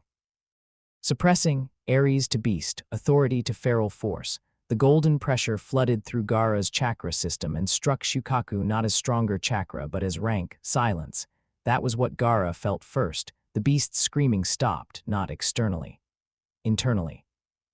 Like a fire that had not gone out, but had been told with perfect certainty to lower itself. Shukaku's rage hit a wall it could neither bite nor burn through. Gaara's breath caught. Naruto looked at him with terrible calm. "You are not its vessel," he said. "You are the room weak men locked it in." Then the beast body collapsed. Sand rained across the battlefield in vast sheets as Shukaku's full form broke apart. Suna's defenders cried out. Konoha's front lines stared upward in stunned disbelief. Gaara fell with Naruto, landing hard on one knee in the blood-dark sand, while the last of the giant construct dissolved around them. For a few seconds neither moved. Then Gaara tried to rise and failed, not from injury alone, from psychic disorientation. Shukaku was still there, but dimmed, forced into sullen distance by a pressure Gaara did not understand. Naruto stood over him, cloak flickering gold threaded red in the twilight. All around them, the battle had slowed, not stopped, but bent around this point. The Kazekige's guards began moving. Naruto raised one hand. Konoha's lines advanced as one. Suna's momentum broke. That was the real end, not the collapse of Shukaku, though history would remember that. The moment the defending army understood its certainty had fallen, and the invading one had only grown more disciplined as the battle escalated, Gaara looked up from the sand. "Why didn't you kill me?" Naruto considered the question seriously, almost curiously, as if surprised it needed asking. Because dead strength teaches nothing. He extended his hand, not kindly, not cruelly, simply because this was the next correct step. "Get up." Gaara stared at it. For once, words had deserted him. He had spent his life being feared, hated, weaponized, isolated, nearly worshipped as disaster and despised as burden. No one had ever beaten him, and then spoken as if his continued existence were strategically obvious. Naruto's hand remained where it was. Finally, slowly, Gaara took it. Naruto pulled him to his feet, then he turned toward the walls of Sanagakuren. "Bring me the Kazekage." The negotiations took place at dusk in a chamber carved partly from natural stone and partly from the harsh geometry of Suna's administrative fortress. Sand still drifted in through hairline cracks opened by the battle. The smell of heated rock and old fear clung to everything. The Kazekage sat opposite Naruto at a long table designed for diplomacy and now forced to host surrender. Gaara stood at the ruler's right, silent, pale, exhausted, but upright. That mattered. Naruto had made sure of it. A conquered people will forgive defeat sooner than humiliation. Break their command structure too completely, and you inherit rubble instead of administration. Leave strength alive, acknowledged, incorporated, given role instead of shame, and a province may be shaped before it must be rebuilt. The Kazekige's face was a mask honed by years of politics and desert caution, but his hands, folded before him, betrayed microscopic tension. He had seen the reports. He had seen Gaara fall and rise under another's authority. He had seen Konoha's army at his gates not looting, not berserking, not demanding theatrical vengeance but waiting in ordered lines for command. That frightened him more than massacre would have, because slaughter can be resisted morally. Efficiency cannot. Naruto sat without fidgeting, the last traces of battle still visible in the faint gold beneath his skin and the altered weight of his chakra. "The terms are simple," he said. The Kazekige's eyes narrowed. "Then state them." Sanagakuren submits to Konoha's central military authority. Border autonomy is retained under revised provincial command. Existing administrative and trade systems remain intact unless they obstruct supply, law, or strategic integration. Your shinobi corps will not be dissolved. It will be reorganized. The Kazekige's jaw tightened. "You speak of annexation." "I speak of correction." A colder voice might have made the same statement and earned only hatred. Naruto's carried absolute sincerity. That made contradiction feel strangely small. The Kazekage leaned forward slightly. "And if I refuse?" Naruto met his eyes. "Then your people die for your preference." Silence settled over the chamber. Gaara watched Naruto's profile and felt again that same terrible dislocation. There was no sadism in the answer, no enjoyment, no insult. Naruto truly saw extinction as one outcome among several wasteful, regrettable in resource terms, but available if necessary. The Kazekage heard that too. What do you want from us? He asked, and beneath the question lay a deeper one. What are you, that you speak like this, and still seem to believe you are righteous? Naruto answered the surface question first, usefulness. Then, after a pause, I intend to build the strongest civilization this world has ever seen. The Kazekage laughed once, a humorless exhale more than a laugh. Every conqueror says that. No, Naruto said. Most conquerors say glory, or destiny, or revenge. I am saying survival. Something in the room shifted, Gaara's eyes lifted. Naruto's gaze moved briefly toward the far horizon beyond the stone walls, as if looking not at nations but at something further. This world is fragmented, he said. 5 great nations, smaller villages, clans, daimyo, old grudges, obsolete loyalties. It mistakes division for balance. That balance will fail the first time something arrives that cannot be bribed, persuaded, or outweighted. The Kazekage frowned. Something, Naruto looked back at him. You do not need to understand the threat yet. You only need to understand the equation. A fractured world dies in pieces. A unified one may live. There it was again, that unbearable possibility that he was not lying. Gaara knew monsters. He knew hatred. He knew what it felt like when someone hurt others to fill the emptiness in themselves. Naruto did not feel empty. He felt occupied by purpose so large it had pushed ordinary human moral architecture sideways. That was infinitely worse. And yet, Gaara thought of Shukaku's sudden silence under Naruto's hand. Thought of the way Konoha's forces had fought like a machine that valued survival over dramatic sacrifice. Thought of a childhood spent as a weapon in a system full of men who called themselves necessary while never admitting what they truly were. Naruto, at least, named himself honestly. That honesty was monstrous. But it was real. The Kazekage understood the chamber had reached its true decision point. And Gaara, Naruto did not look at the boy. He lives. That is not what I asked. Now Naruto did look at him. Good, he said. Then asked clearly. The ruler of Suna felt, perhaps for the first time in years, what it meant to be outclassed in a room rather than on a battlefield. What becomes of my son? Naruto answered at once. He becomes governor. The Kazekage blinked. Gaara's head turned sharply. Naruto went on as if assigning any other obvious function. He remains the strongest operative in your territory. He understands fear, isolation, and strategic deterrence better than most adults in either village. He is therefore too valuable to kill, too visible to imprison, and too unstable under the old system to leave uninterpreted. Gaara stared at him. You would give me authority. Naruto's eyes were cool. No, I would give you responsibility. Authority is only what responsibility looks like from the outside. The chamber fell silent again. The Kazekage looked at his son and saw, perhaps for the first time, that Gaara was looking back not as weapon or burden, but as someone standing at the edge of another possible role. Conscripted, yes. Conquered, certainly. Humiliated, no. That was the genius and horror of it. Naruto was not interested in breaking what he could instead redirect. At last, the Kazekage leaned back. The desert ruler in him knew when a sandstorm could be endured, and when it had already entered the lungs of the nation. He closed his eyes for one breath, then opened them. Sunagakure submits. He said. No one cheered. Naruto would not have allowed it. There are victories too large for noise. The Sunagakure Accord was signed under torchlight. By morning, the banners still flew over Suna's walls, but beside them now hung Konoha's insignia, not above, not replacing, but paired in a visual language Naruto had chosen deliberately. Conquest, yes. Erasure, no. People endure humiliation poorly, integration better. The army was given strict orders. No looting, no civilian harassment, no performative occupation rituals. Supply officers were to coordinate water distribution immediately. Medical triage extended to Suna wounded as well as Konoha's. Engineering teams were assigned to repair structural damage before constructing anything new. These orders spread through both forces with equal disbelief. Konoha had expected discipline, but not generosity. Suna had expected brutal vindication, not functional annexation. Naruto ignored their surprise. Stable empires are built by making even the conquered recognize patterns more efficient than the systems that failed them.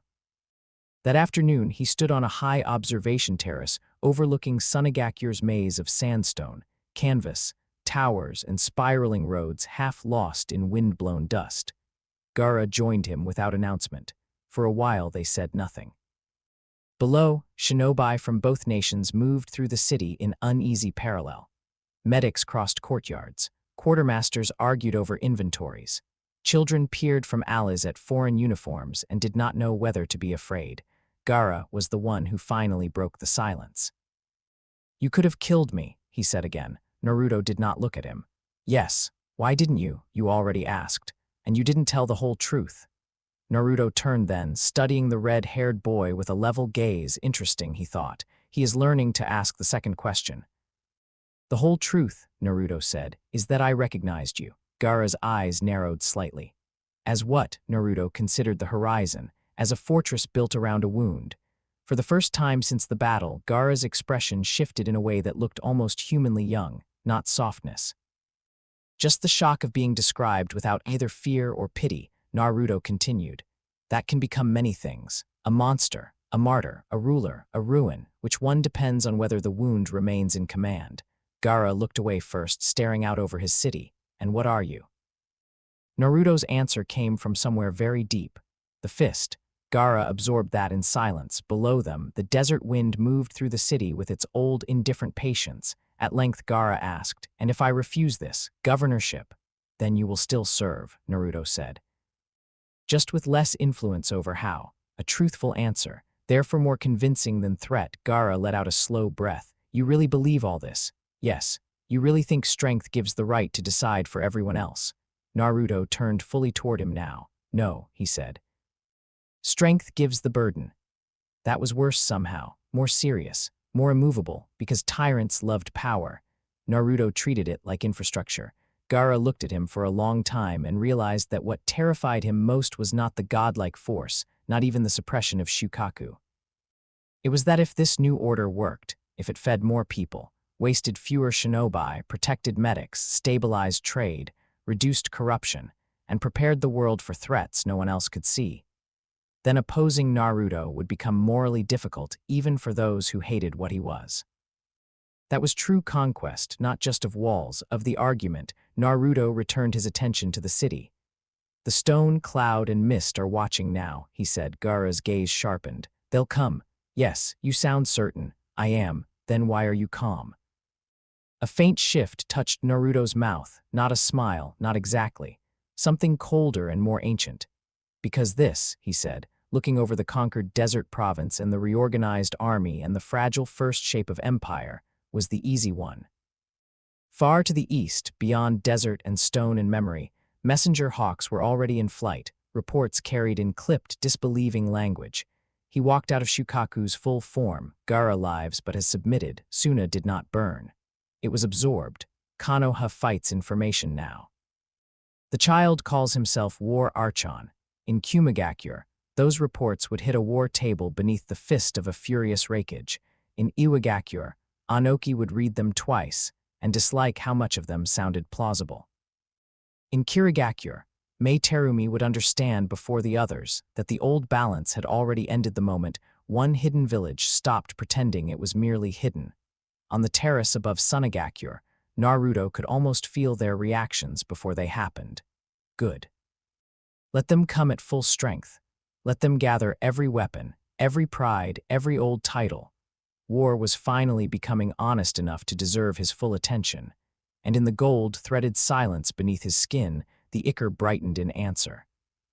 Chapter 4, The Forge of Gods, the Siege of the Great Alliance. The Alliance met in secret, which was how Naruto knew it would fail, not fail completely. Not at first. These were not weak leaders gathering in panic. They were three of the most dangerous military heads in the shinobi world, each powerful enough to anchor an entire nation's survival through force of will alone. The fourth Raikage of Kumagakure, Anoki, the Tsuchikage of Iwagakure, Mei Terumi of Kirigakure, lightning, stone, mist. Speed, durability, attrition, assassination, bloodline warfare, terrain manipulation, veteran command. By every old metric, their coalition should have been overwhelming. That was why Naruto waited. 3 weeks after the Sunagakure Accord, Gaara's spy network began delivering irregular signals. Merchant routes shifted in ways too disciplined to be ordinary. Certain border patrols disappeared, not because they were dead, but because they had been pulled back to consolidate for something larger. Forge purchases increased in Lightning Country. Stone Country requisitioned far more ration seal storage than a peacetime reserve demanded. Ships in Water Country moved under false manifests. Then came the real confirmation. 3 separate caches of legendary-grade equipment changed hands through channels so old and buried that only a network built from conquered fear and redirected loyalty would have caught them. Naruto read each report once and set it aside. Tenzo watched him from across the war table. The former root operative had changed quickly under the law of iron, still quiet, still controlled, but no longer empty in the way root had once required. He had become precise instead of merely obedient. "This is total mobilization," Tenzo said. "Yes, Kumo is leading, Iwa providing logistics. Kiri handling covert insertion and battlefield disruption. Yes, and you're not increasing our deployment speed. No." The room, once the Hokage's office and now wholly remade into a command chamber, felt heavier in the pause that followed. Maps covered the walls, trade arteries, water sources, defensive ridges, choke points across the land of rivers and the disputed approaches beyond. Colored markers showed moving supply lines. Black pins marked Myrmidon cells. Red circles marked where coalition scouts had vanished after seeing what they should not have seen. Tenzo stepped closer to the table. "If they're assembling everything, shouldn't we strike before the armies fully merge?" Naruto looked up from the map. "No." Tenzo held his gaze. "Why?" Naruto's answer came with such calm that it chilled more than anger would have. "Because partial commitment breeds partial submission. I need them to believe fully in their own combined strength before I break it." The words settled across the chamber like iron set into stone. One of the senior Jonin commanders, a scarred veteran old enough to have fought in the Third Shinobi War, exhaled slowly through his nose. "That means taking the field against the largest assembled force since the old wars." "Yes." The man studied Naruto for a long moment. "You say that like it's desirable." "It is." No one spoke for several seconds. Outside, Konoha's streets ran on new order, faster supply rotation, stricter patrol logic, more efficient medical staging, schools still open, civilians still working. The Empire's first province in Wind Country was stabilizing faster than any neighboring nation had expected. Sunagakure had not been stripped, it had been integrated. That scared the rest of the world far more than Ashes would have. Now they were coming to correct what they thought was a strategic anomaly. Naruto welcomed it. "Send no provocations," he said. "No border harassment beyond normal deterrence. No attempts to intercept the coalition before convergence. I want them fully committed." The Jonin commander frowned. "That gives them initiative." Naruto shifted one black marker on the map a finger-width east. "No," he said. "It gives them momentum. Initiative belongs to whoever defines what kind of battle is being fought." He looked to Gaara. The former Jinchuriki of Sunagakure stood near the wall in silence, still new enough to Konoha's Central War Councils that some Leaf officers had not yet adjusted to his presence. He wore no expression. But those who paid attention had begun noticing how often Naruto's questions reached him first when the subject involved fear, deterrence, and terrain psychology rather than mere troop count. "Gaara," Naruto said, "how will the Raikage want the first strike to feel?" Gaara did not answer immediately. He watched the map, his eyes tracing the coalition arrows converging through different territories. When he spoke, his voice remained as flat and spare as ever, personal. A few heads turned. Gaara continued, "Will want visible impact early. Something that proves this is not another border war and restores confidence to the Allied line. He'll strike at the center or your forward command personally, not because it's safest, but because it sets the emotional scale." Naruto nodded once. "Correct." The Jonin commander glanced between them. unsettled by how easily they were speaking about one of the most dangerous men alive, as if discussing predictable weather. Gaara added, Anoki will object, but still support it. He prefers attrition and aerial superiority, but he'll understand the symbolic value. Mei will keep her elite forces unspent until Kumo creates an opening worth exploiting. Naruto's gaze flicked to him. And what does that tell you? Gaara's eyes lifted, and for an instant everyone in the room could see the answer settle in him with the cold certainty of desert night. That the first victory they want is not military, he said. It's narrative. Naruto's mouth moved by the smallest degree. Approval, perhaps. Exactly. He straightened from the table. Then we deny them that. We let them assemble. We let them see everything they think justifies coalition war. We let them tell themselves they are the defenders of balance. Then we make the battle so total that after it ends, there is no language left in the shinobi world except ours. No one objected, not because no one felt unease. Because every person in the room understood that objecting to Naruto in matters of scale required an alternative large enough to oppose him with equal coherence. No one had one, so Konoha slowed, or rather, it appeared to. Reinforcements moved, but not frantically. Supply redistribution happened with almost insulting patience.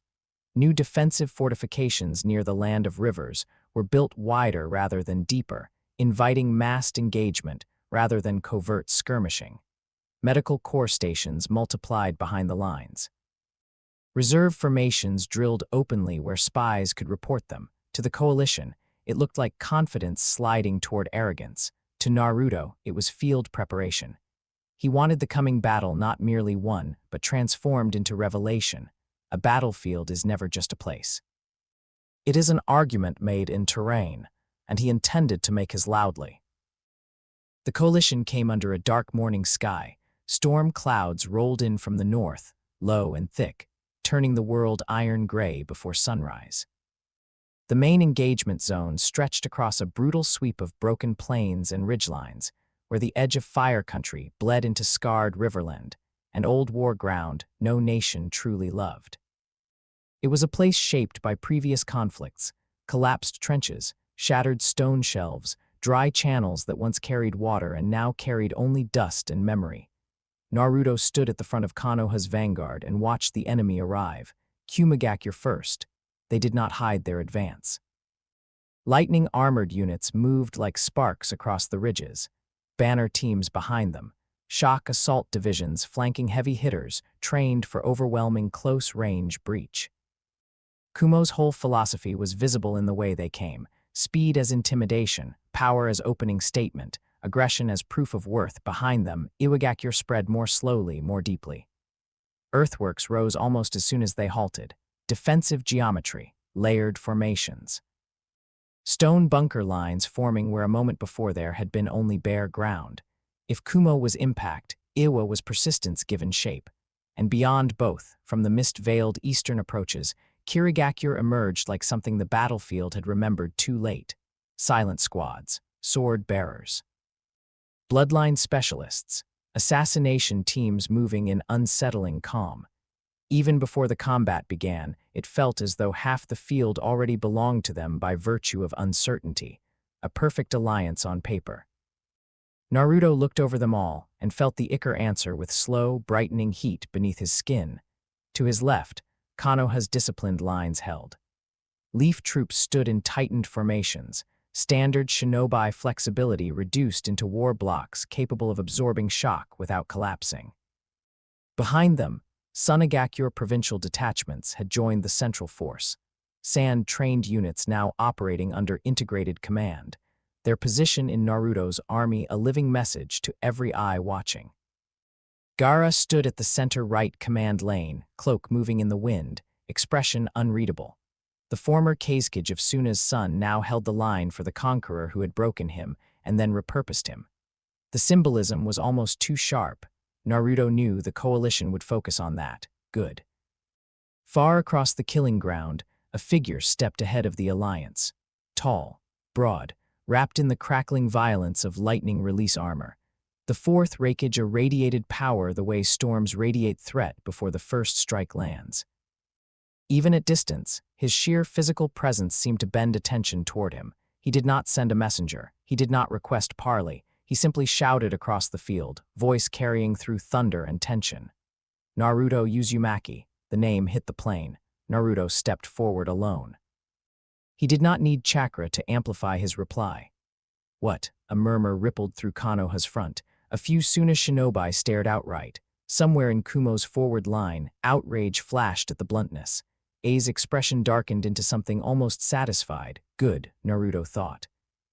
He prefers enemies who answer directly. That makes him easier to shape. The raikage pointed across the field, fist blazing with lightning. "You crossed one nation and mistook it for destiny. Today, we remind you what the world does to tyrants." Naruto considered that, then he said, "No. Today you show me whether the world still deserves to survive." And with that, the battle began. The first minutes were chaos only to those too weak to see pattern inside them.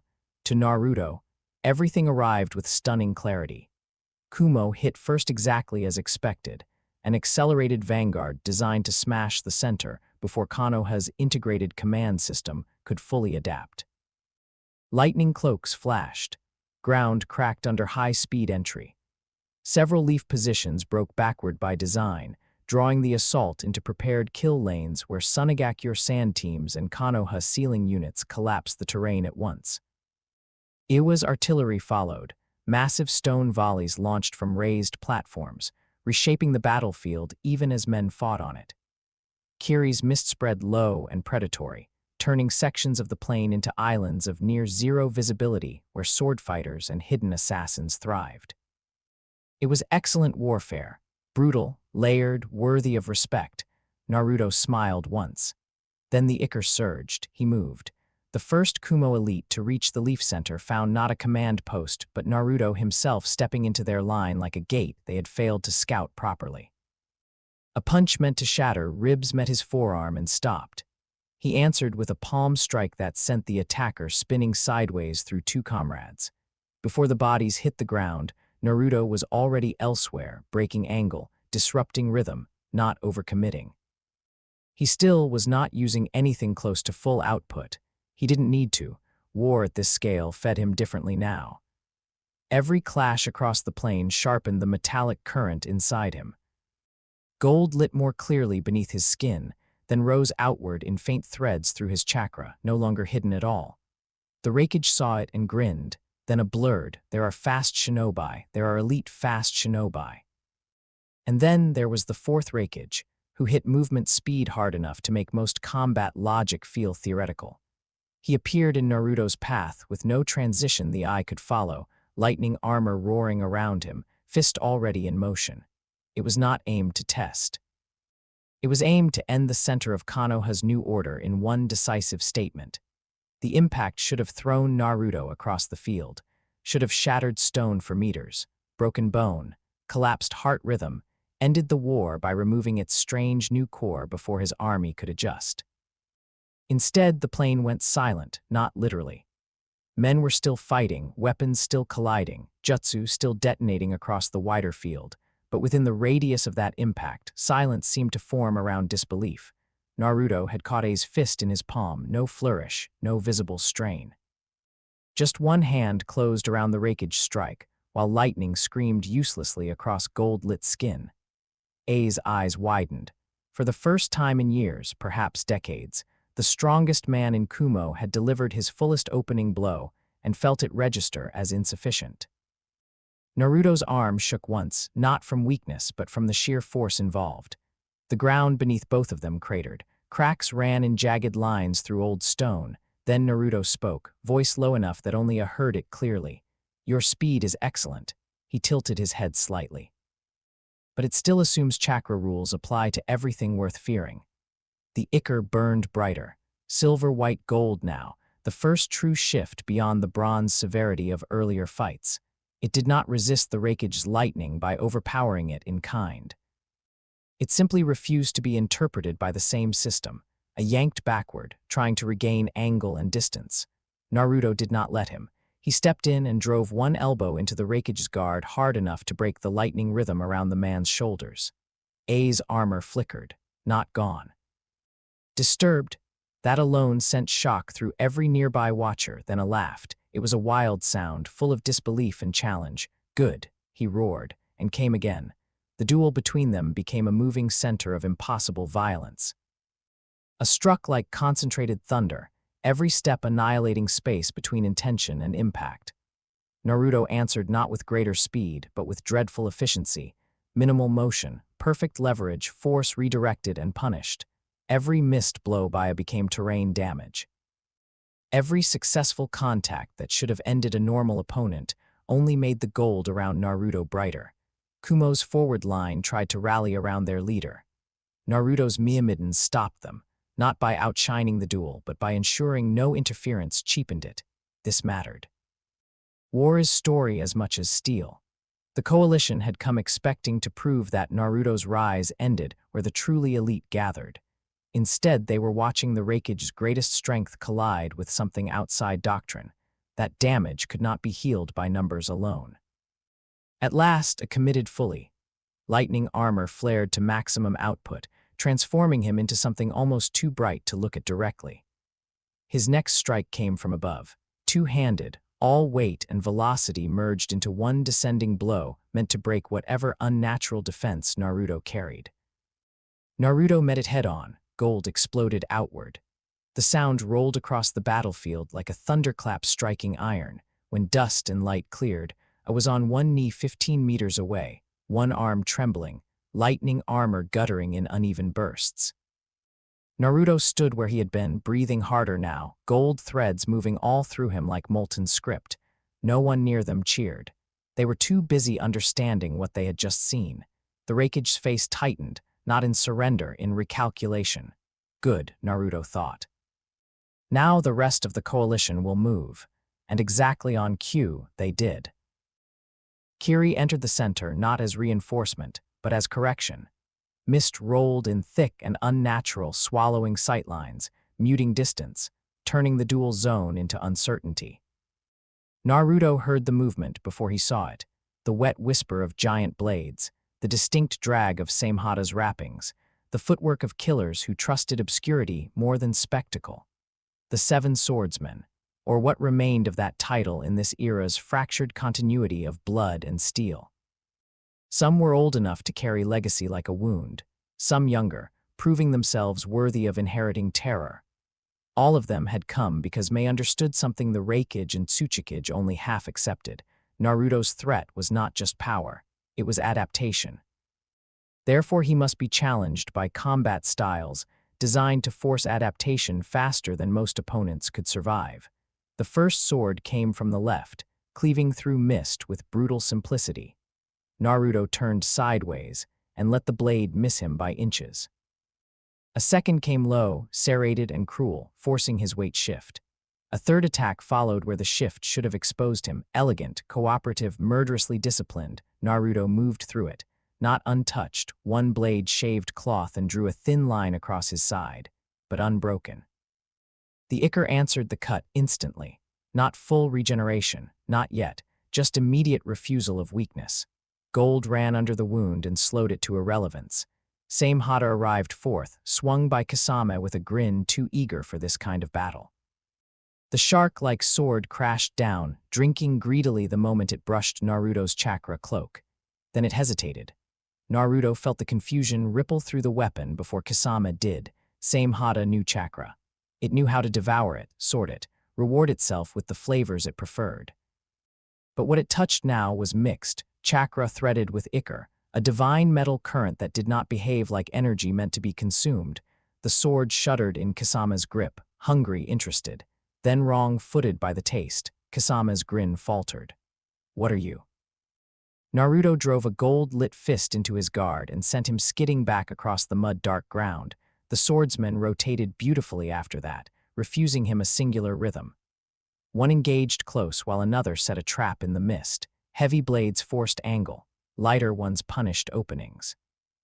May's bloody genius showed in how she had timed their insertion, not to replace Kumo's assault, but to force Naruto to divide attention across entirely different kinds of combat logic. It almost worked, because every engagement fed the Ichor more, conflict at scale. identity against identity. Weapons against will. The gold around Naruto shifted brighter, cleaner, less red now.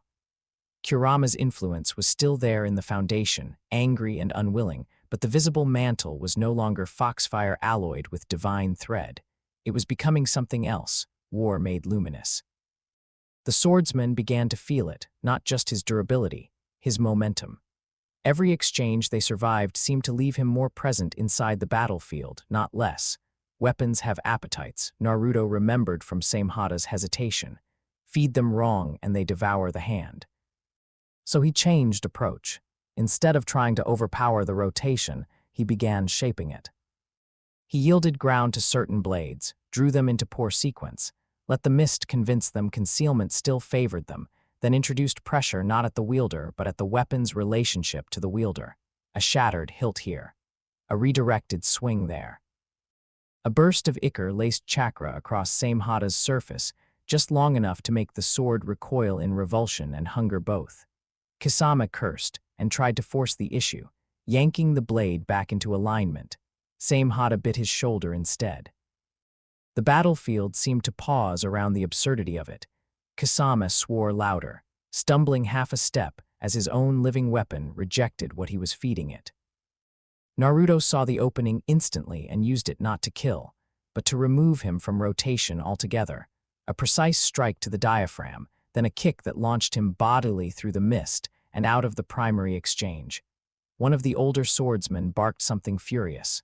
Naruto barely heard it. The coalition was escalating again. Above the mist, stone drifted upward. Anoki had entered the field.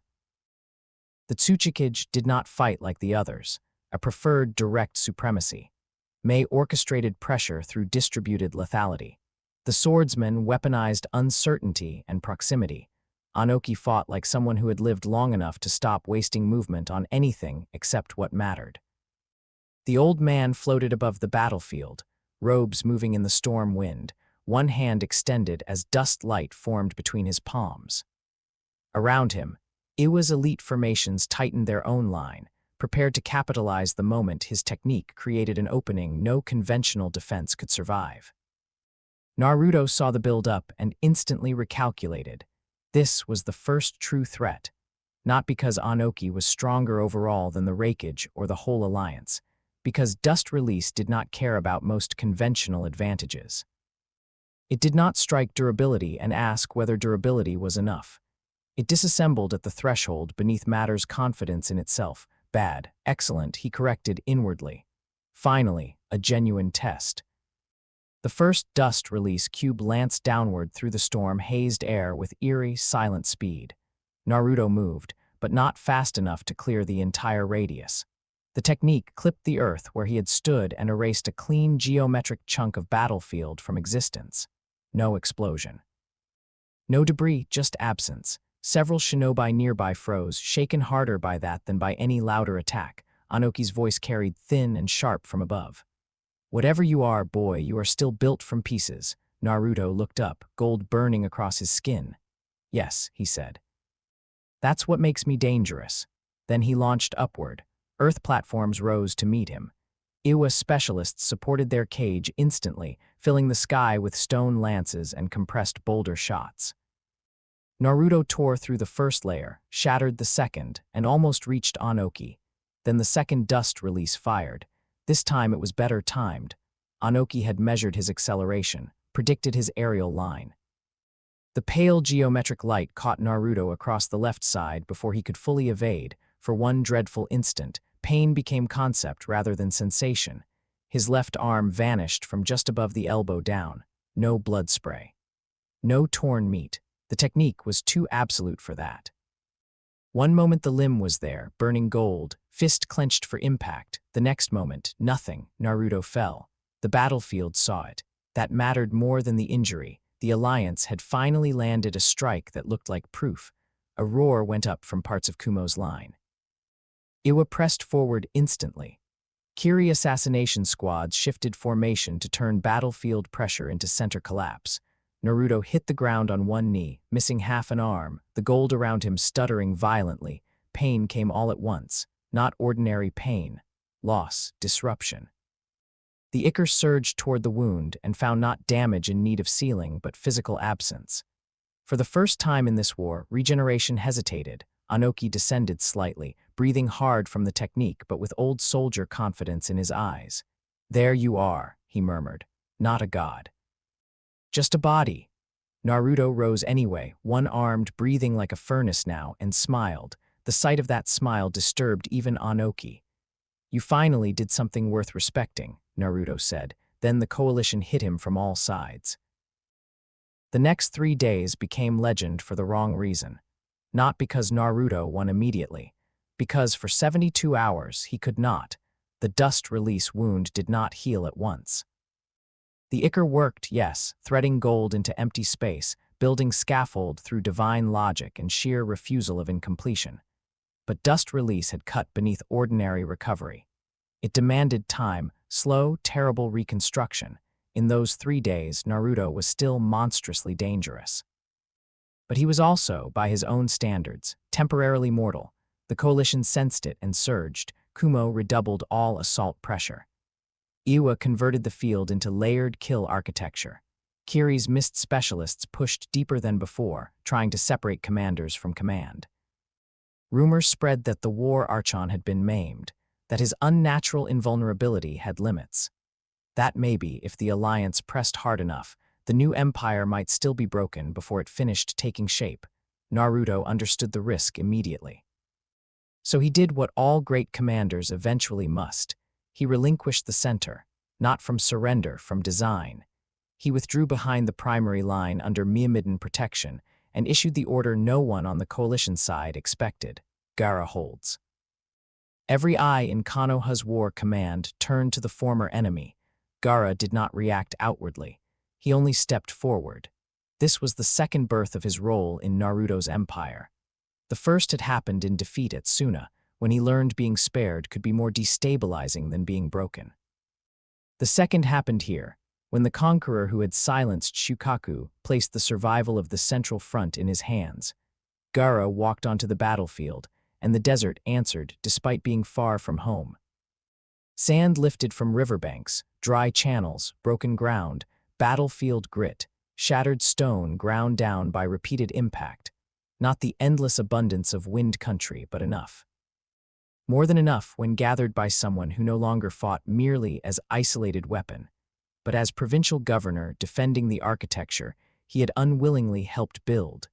Kumo's next assault met a wall of sand high as fortress battlements. Iwa tried to angle around it. The ground itself shifted beneath them, channels reforming into choking pits and spear ridges. Kiri's mist rolled low. Gaara responded by saturating the zone with dense sand particles that disrupted line of sight for everyone, but punished hidden movement more than overt advance. He did not replace Naruto.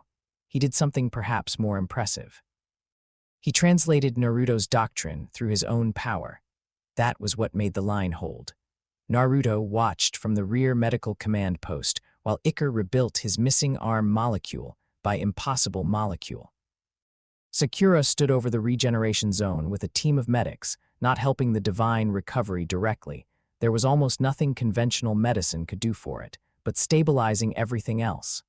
Heart strain, chakra shock, tissue load. The cost of keeping a human vessel functional while god metal logic argued with absence. Her expression was hard as tempered glass. "You should be unconscious," she muttered. Naruto, seated in half lit in gold, replied, "I'm occupied." She did not laugh. "That wasn't a joke. I know."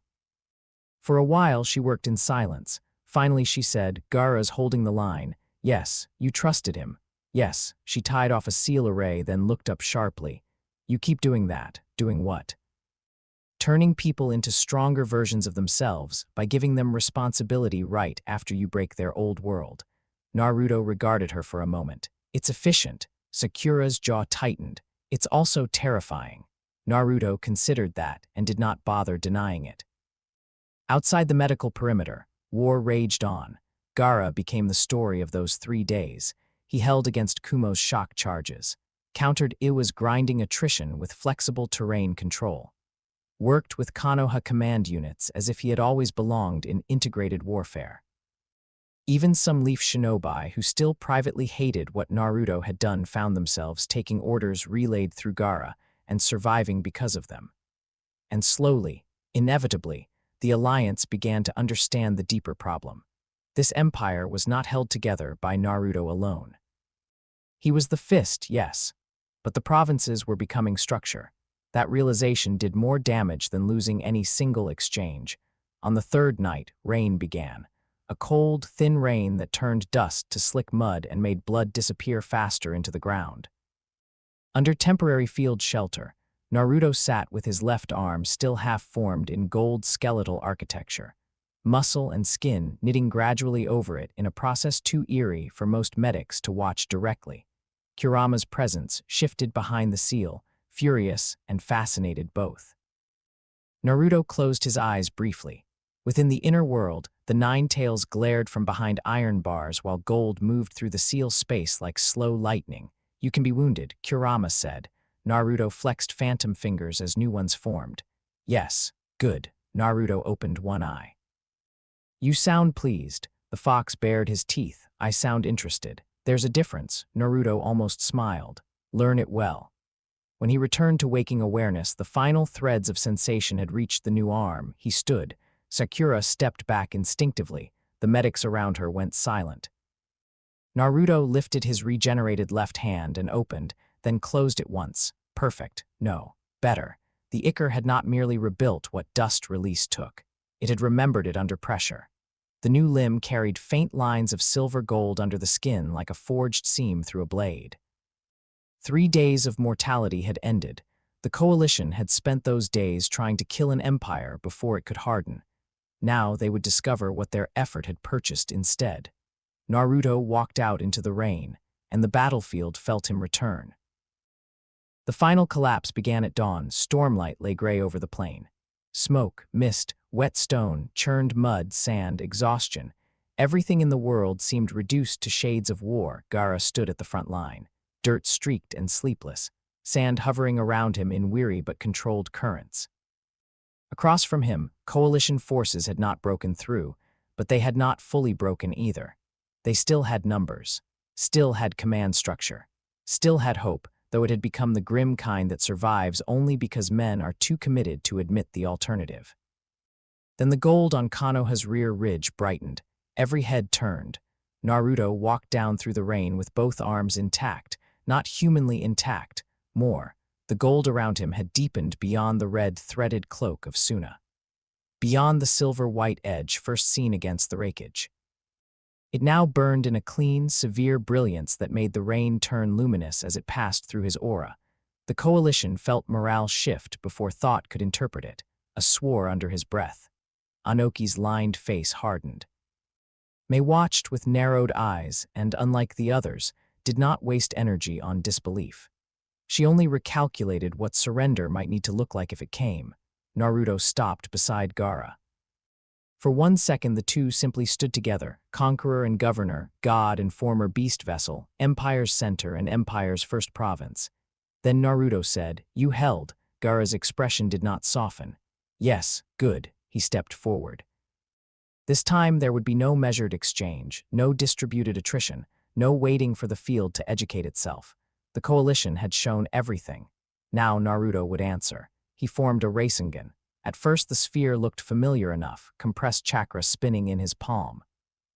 Several shinobi who saw it likely felt momentary relief at the recognizable shape. Something from the old world. Something shinobi doctrine already had categories for. Then they noticed it wasn't spinning, not properly. It vibrated. The sphere in Naruto's hand hummed at a frequency that made nearby weapons tremble. Gold-white lines ran through it like cracks in reality too disciplined to spread. It did not churn with chakra's normal rotational hunger. It thrummed with command, like a battlefield being issued an order beneath language. Even Gaara took half a step back from the sensation of it. Naruto looked over the entire alliance. "I have allowed you your proof," he said, voice carrying without strain across the broken plain. "You brought speed. Attrition, bloodline, stealth, legendary steel, old titles, fear." The vibrating sphere brightened. "Now understand the difference between force and authority. He drove the technique into the ground. No explosion followed, instead a pulse. Invisible at first except for the sudden silence that seemed to hit every blade, every kunai, every sword, every shuriken, every hidden piece of sharpened metal across a 500-meter radius. Then all of them shattered, not bent, not blasted away. Shattered simultaneously into glittering, useless fragments. The sound came a heartbeat later, a vast crystalline scream of disintegration rolling across the battlefield. Men and women on both sides stared at empty hands, broken hilts, ruined arsenals. Kiri's swordsmen recoiled in disbelief as legendary blades cracked and failed. Kumo's assault units lost momentum at the exact moment momentum defined them. Iwa's disciplined lines hesitated because the tools they had trusted no longer existed in usable form. Naruto stood at the center of the dead ring of weapons, gold blazing in the rain. He could have killed them.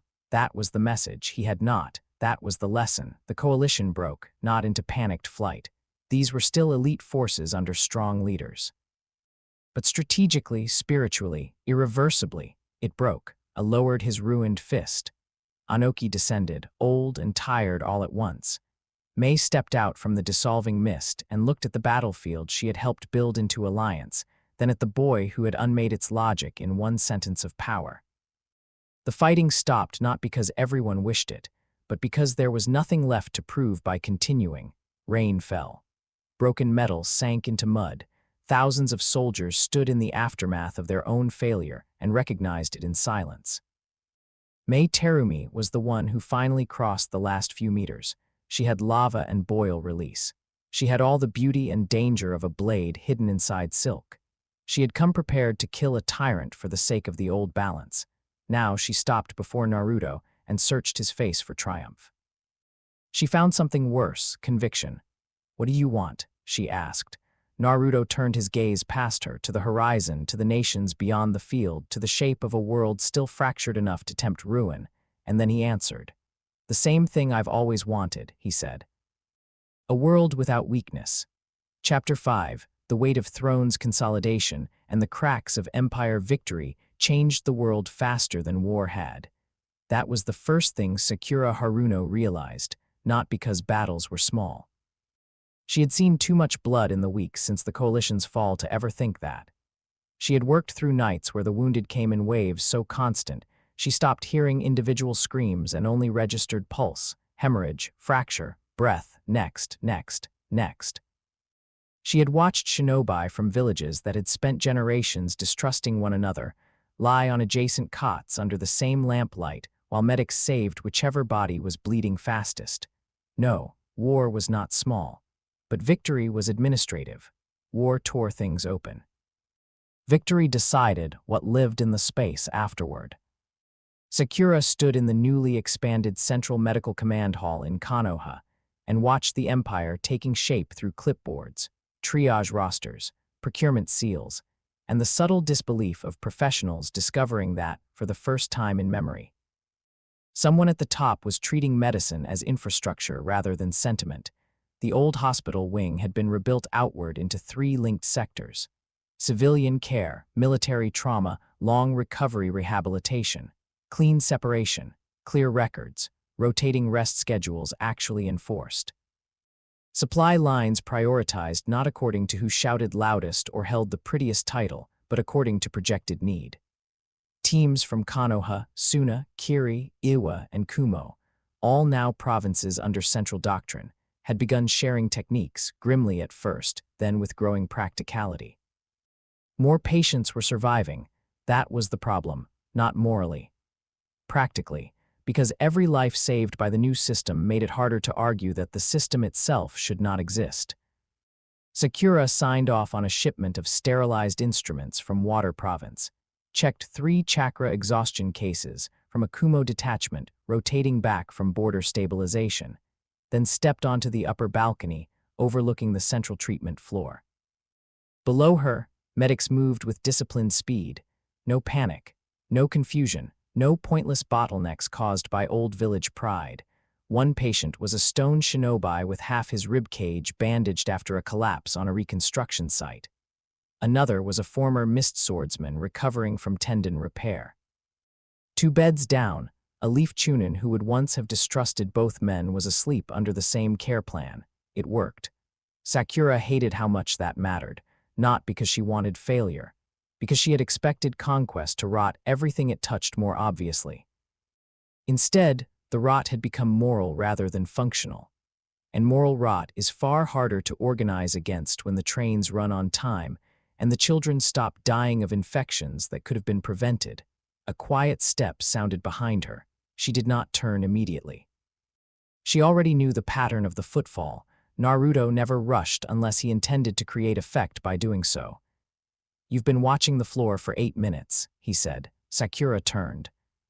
He stood in the doorway in dark war robes stripped almost entirely of ornament, which somehow made them more imposing. No child remained in the way he occupied space now, not because his face had aged beyond his years, though it had hardened, but because everything about him had become organized around purpose. The gold-threaded aura of battle was absent today. He was quieter now in peacetime, which made him more unsettling. She crossed her arms. "I'm working. I can see that. That wasn't an invitation to a conversation." "No," Naruto said. "It was a diagnosis." Sakura gave him a long, flat stare. There had been a time when that stare would have bounced off him entirely because he wanted something from her emotionally. That boy was gone. The person standing before her wanted something else entirely, competence. It should have made dealing with him easier. It mostly made it more dangerous. "What do you need?" she asked. Naruto walked to the balcony rail and looked down over the treatment floor with the detached focus of a commander evaluating one more branch of his military state. "Numbers. You have clerks. I have clerks for reports. I need you for truth." That irritated her more than she expected, because part of her recognized it as respect. She flipped open the tablet in her hands. Military survival rates are up 17% since the reorganization.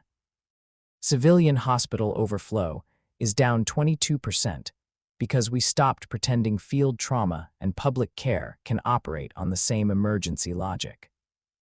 Medic burnout is still high, but lower than during the old coalition period because rest rotations are actually being enforced instead of being recommended and then ignored. Naruto listened without interrupting. Sakura went on, sharper now, because once she started speaking clinically, it was easier not to think about who she was speaking to. Cross-provincial supply standardization is working.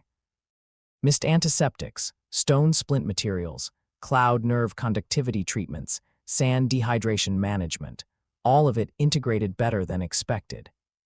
Your order protecting medics under direct military law has reduced interference from officers who used to think rank let them jump triage. Naruto nodded once. "Good." Sakura snapped the tablet shut. "Don't do that." "Do what?" "Stand there and say good like we're discussing bridge repairs. Infrastructure and medical systems are not that different. They are when people are inside them." Naruto turned to her fully. "I know." 3 simple words, no defensiveness, no dismissal. That was what made him difficult. He did not fail to understand the human cost. He understood it and still categorized it. Sakura's jaw tightened. "Do you?" "Yes." "Then how are you this calm?" Naruto studied her for a moment, then looked back out over the treatment floor. Because panic is a luxury for people without command. She hated that answer because it was partly true. Below them, a medic team moved a patient from surgery toward observation. Another cart rolled in from the outer corridor, its wheels squeaking faintly against polished floor. Life went on, efficiently. Naruto's voice came again, quieter. "You don't approve of what built this." It was not a question. "No," Sakura said, "and yet you are making it harder to destroy." She met his eyes. "Because if the system exists, then the people under it deserve the best version of it I can force into existence." Naruto nodded. "Exactly." The immediate agreement disarmed her more than argument would have. "That wasn't permission," she said sharply. "It wasn't taken as such." He glanced at the treatment floor again. "This is why you're useful, Sakura. You think in terms of consequence rather than purity. Moral people often become dangerous when they love their own innocence more than outcomes. You don't." She stared at him. "That is one of the most unsettling compliments I've ever gotten." "It's not a compliment," Naruto said. "It's command assessment. And there it was again, that shift. A normal ruler might try to flatter, manipulate, or soften resistance. Naruto almost never did. He simply named what he needed, what he saw, what function he believed another person could serve. It made him easier to read.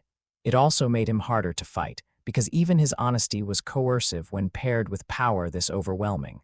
Sakura looked back down at the treatment floor. More lives saved, more evidence, more weight. The Empire was working. That should not have been the hardest part, but it was. The five-cage summit ended not with a last meeting, but with absence. For decades, the summit had served as both political theater and real deterrent. 5 leaders in one place, each representing a different military civilization, meeting under temporary truce to negotiate around the fact that all of them were prepared to burn the others if necessary.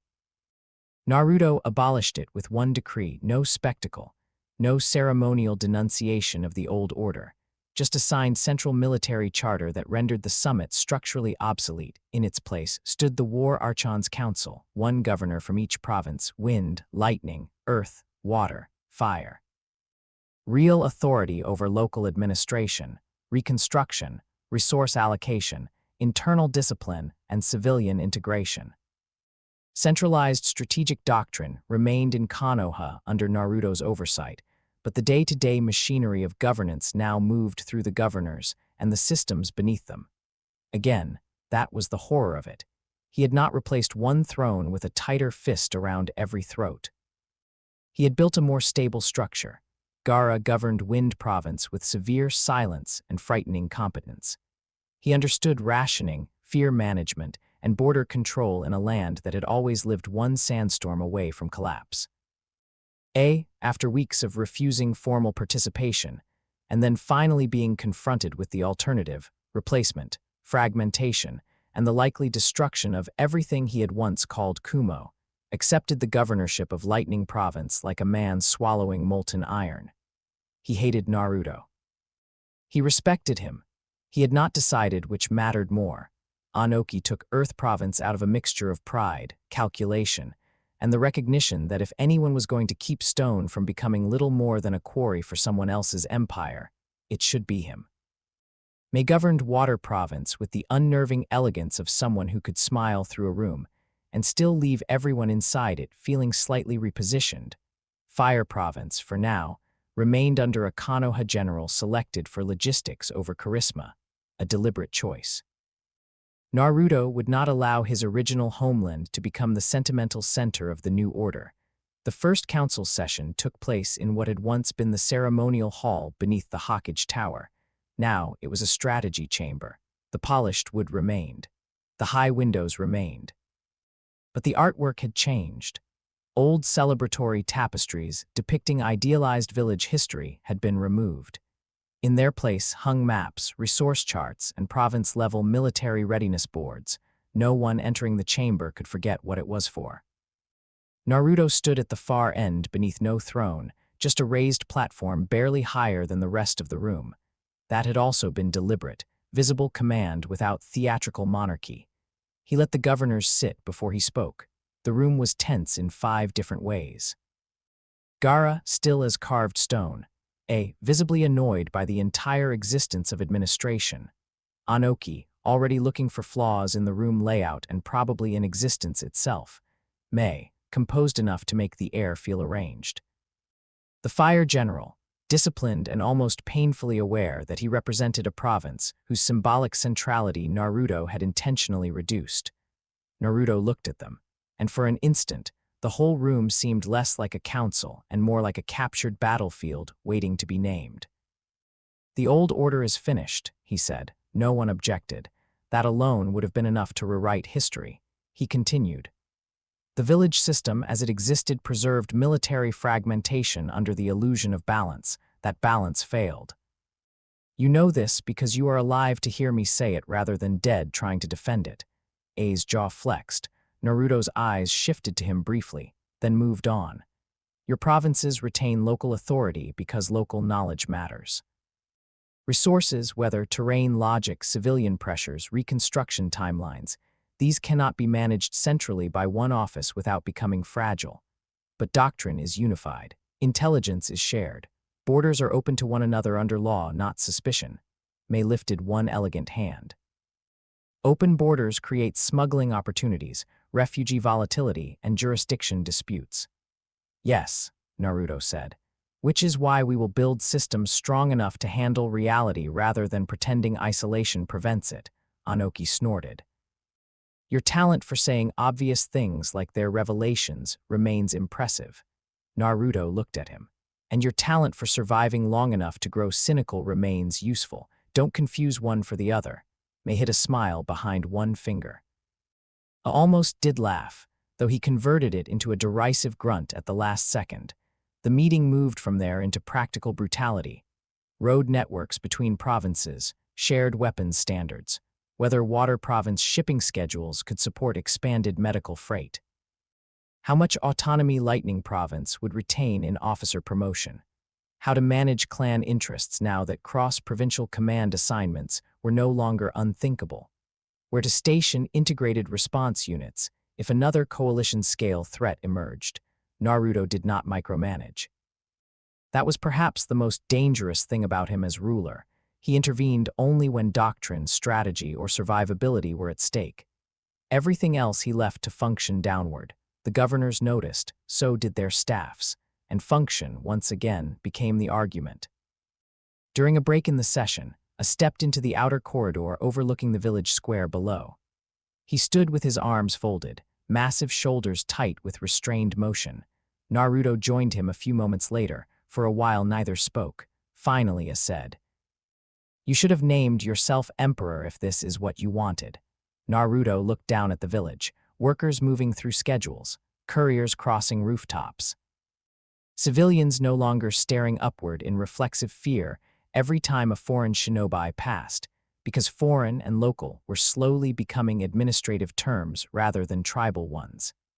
Emperor is a title for people who love hearing themselves obeyed, Naruto said. War Archon is functional. A's mouth twisted. That's the most arrogant thing I've heard all month. It's also correct. I turned to face him fully. Do you know why I haven't tried to kill you again? Naruto answered without hesitation. Because you think you might lose, and because your province survives better with you governing it than avenging your pride. I stared at him, then barked one short laugh. I hate that you understand people this well. No, Naruto said. You hate that I say it aloud. That was true enough that I did not bother denying it. His expression hardened again. This works now. Fine, I can see numbers, I can see logistics, I can see trade moving and soldiers living, but you built it by conquest. You expect me to call that justice. Naruto's gaze returned to the square below. No, he said. I expect you to call it durable. I fell silent.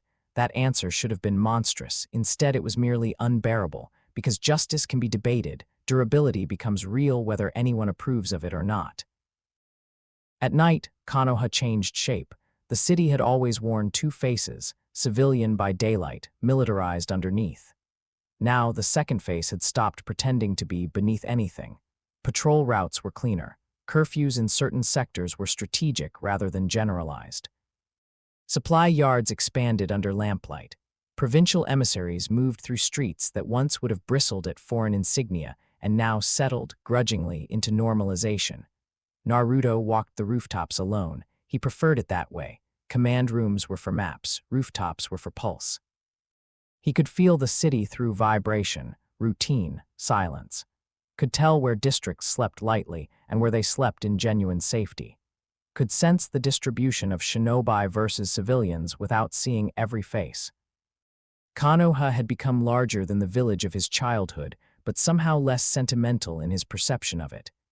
That did not make it less his. If anything, it made it more so. He stopped atop the old Hawkage Tower. Below him lay the rebuilt center of power. Behind him, carved into the mountain, the stone faces of past Hawkage watched with their familiar grave permanence. He had not destroyed them. Many had expected him to. It would have been easy, symbolically satisfying to some, terrifying to others, but destruction of symbols is for insecure rulers. Better to leave the old architecture standing and make it irrelevant through function. The night wind moved across the monument and through his cloak. Inside him, the seal space shifted. Naruto closed his eyes. He did not descend fully into the inner world at first. He only listened. For most of the story so far, Kurama had been pressure, fury, suppressed heat behind bars. The fox had spoken in fragments, in taunts, in reactions. But tonight something in that presence moved differently, not weaker, but more focused, more deliberate. Naruto stepped inward, dark water, iron bars. The long corridor of the seal, Kurama waited behind the gate, vast and burning in the dark. This time when the fox lifted his head, there was no immediate snarl, only watchfulness. Naruto stopped before the bars. You've been quieter. Kurama's tails shifted behind him like living storm clouds. And you've been louder, it balances. Naruto almost smiled. You asked for a difference between interest and pleasure. Have you found one? The Nine-Tails' eyes narrowed. Have you found one between conquest and preparation? That made Naruto still. Interesting, very interesting. He folded his arms. Speak clearly. For several seconds, Kurama only watched him. Then, at last, the fox leaned closer to the bars, red-orange eyes reflecting strange gold from the ichor threaded through the seal space. You think this is war, Kurama said. The words rolled through the inner world with heavy quiet. It isn't. Naruto said nothing. Kurama's voice deepened. This is staging. Logistics. Alignment. The sharpening of one blade among many. You've unified the nations and convinced yourself it is because your philosophy is stronger than theirs. Maybe it is, but strength is not why you were sent here. Naruto's jaw tightened by a degree. Sent. The fox's lip curled. Now we arrive at the part you've been avoiding. I avoid nothing. No, you categorize it until it stops looking like fear. That is not the same. Naruto took one step closer to the gate. Explain. Kurama's tails stilled completely. Something is coming. The words were not dramatic. That made them worse. I do not know its full name in the language of men. I know only the shape of its hunger. It has touched the edges of this world before, old enough that even the sage story rotted around it. Far enough away that mortals turned the warning into myth and then into silence. The water beneath Naruto's feet rippled once. Kurama's gaze remained locked on him. You think you have built an empire because empires are what gods do when reborn. Maybe. But I've lived long enough to recognize a battlefield prepared in advance. This world's divisions were always a weakness waiting to be exploited. You are not ending war. You are arranging the board before the real enemy arrives. Naruto listened. For the first time since his awakening, he did not answer immediately. Kurama saw that and bared his teeth, though not in triumph. There it is. Now you hear it too. Naruto's eyes narrowed. Why tell me now? The fox's answer came like a growl dragged through iron. Because if that thing comes and you fail, I die with this world. Honesty again. Useful honesty. Naruto considered the bars between them, the seal, the ancient hate, the beast and the god sharing one vessel under coercive truce. And you think my armor won't be enough, he said. Kurama's silence confirmed it before his words did, I wonder. That was all, no prophecy, no dramatic assurance, just doubt from something old enough that doubt carried real weight. Naruto opened his eyes back on the rooftop, the city below unchanged and entirely changed by what he had heard. For the first time in many chapters, he looked up at the sky not as weather, not as battlefield light, but as approach. The dreams began 3 nights later. At first, Naruto mistook them for memory. That made sense. Since his awakening in the academy, memory had not behaved cleanly. The life of Naruto Uzumaki and the echoes of Ares had folded into each other without ever becoming wholly identical. Childhood loneliness sat beside temple smoke. The ramen stand existed in the same inner architecture as bronze-clad armies beneath a blood-red dawn, so when he dreamed of marble and thunder, he expected recollection. Instead, he found fragments. Not memories the way battle memory works, clear, bloody, practical. These came broken and symbolic, half silhouetted by cosmic distance. He stood on a mountain that was not any mountain in the 5 great nations, white stone, columns vast as forests, clouds beneath rather than above. A sky lit not by one sun, but by the afterglow of celestial violence. Figures moved at the edges of perception. A woman crowned in moonlight and cold command. A man with storms in his hands and age in his eyes. Another figure, beautiful, terrible, impossible to look at directly for long, whose presence bent desire itself into weapon. And there, at the center of some remembered judgment, stood Ares, not Naruto. Not yet, Ares in the fullness of divine outline.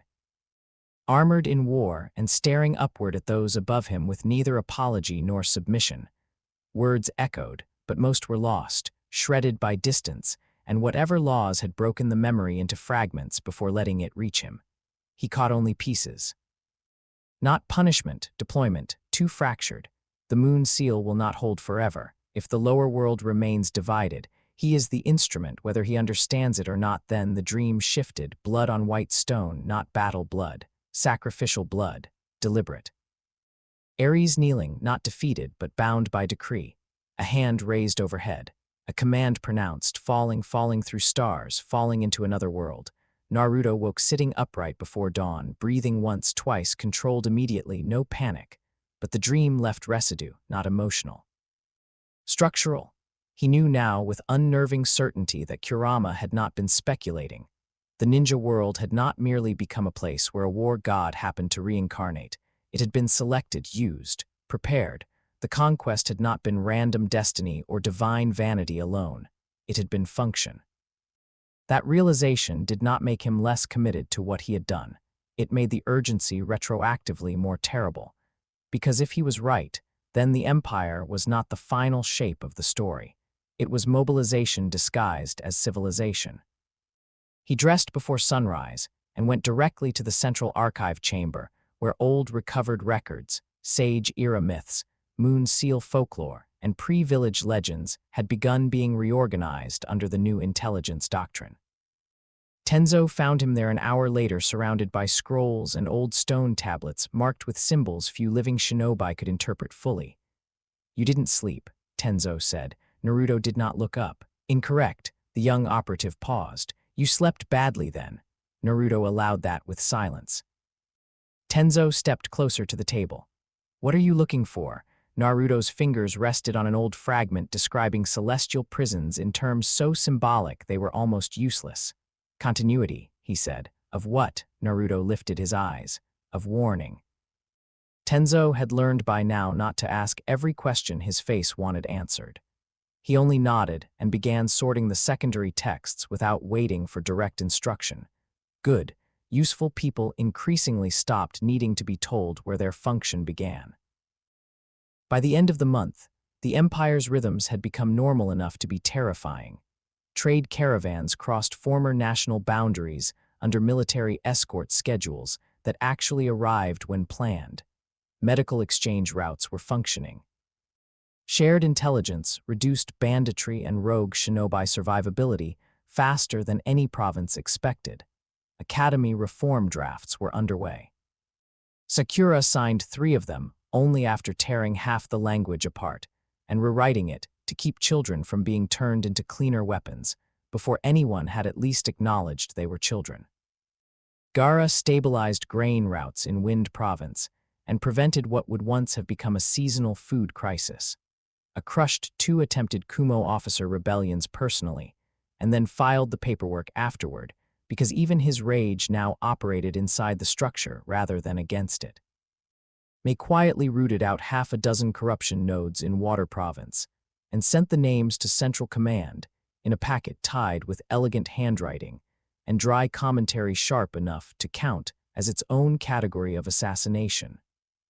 Anoki submitted a 70-page protest against Central Mineral Levy expectations, then complied with 80% of them because the numbers were in fact strategically sound, and he hated that almost as much as he hated admitting it. It all worked.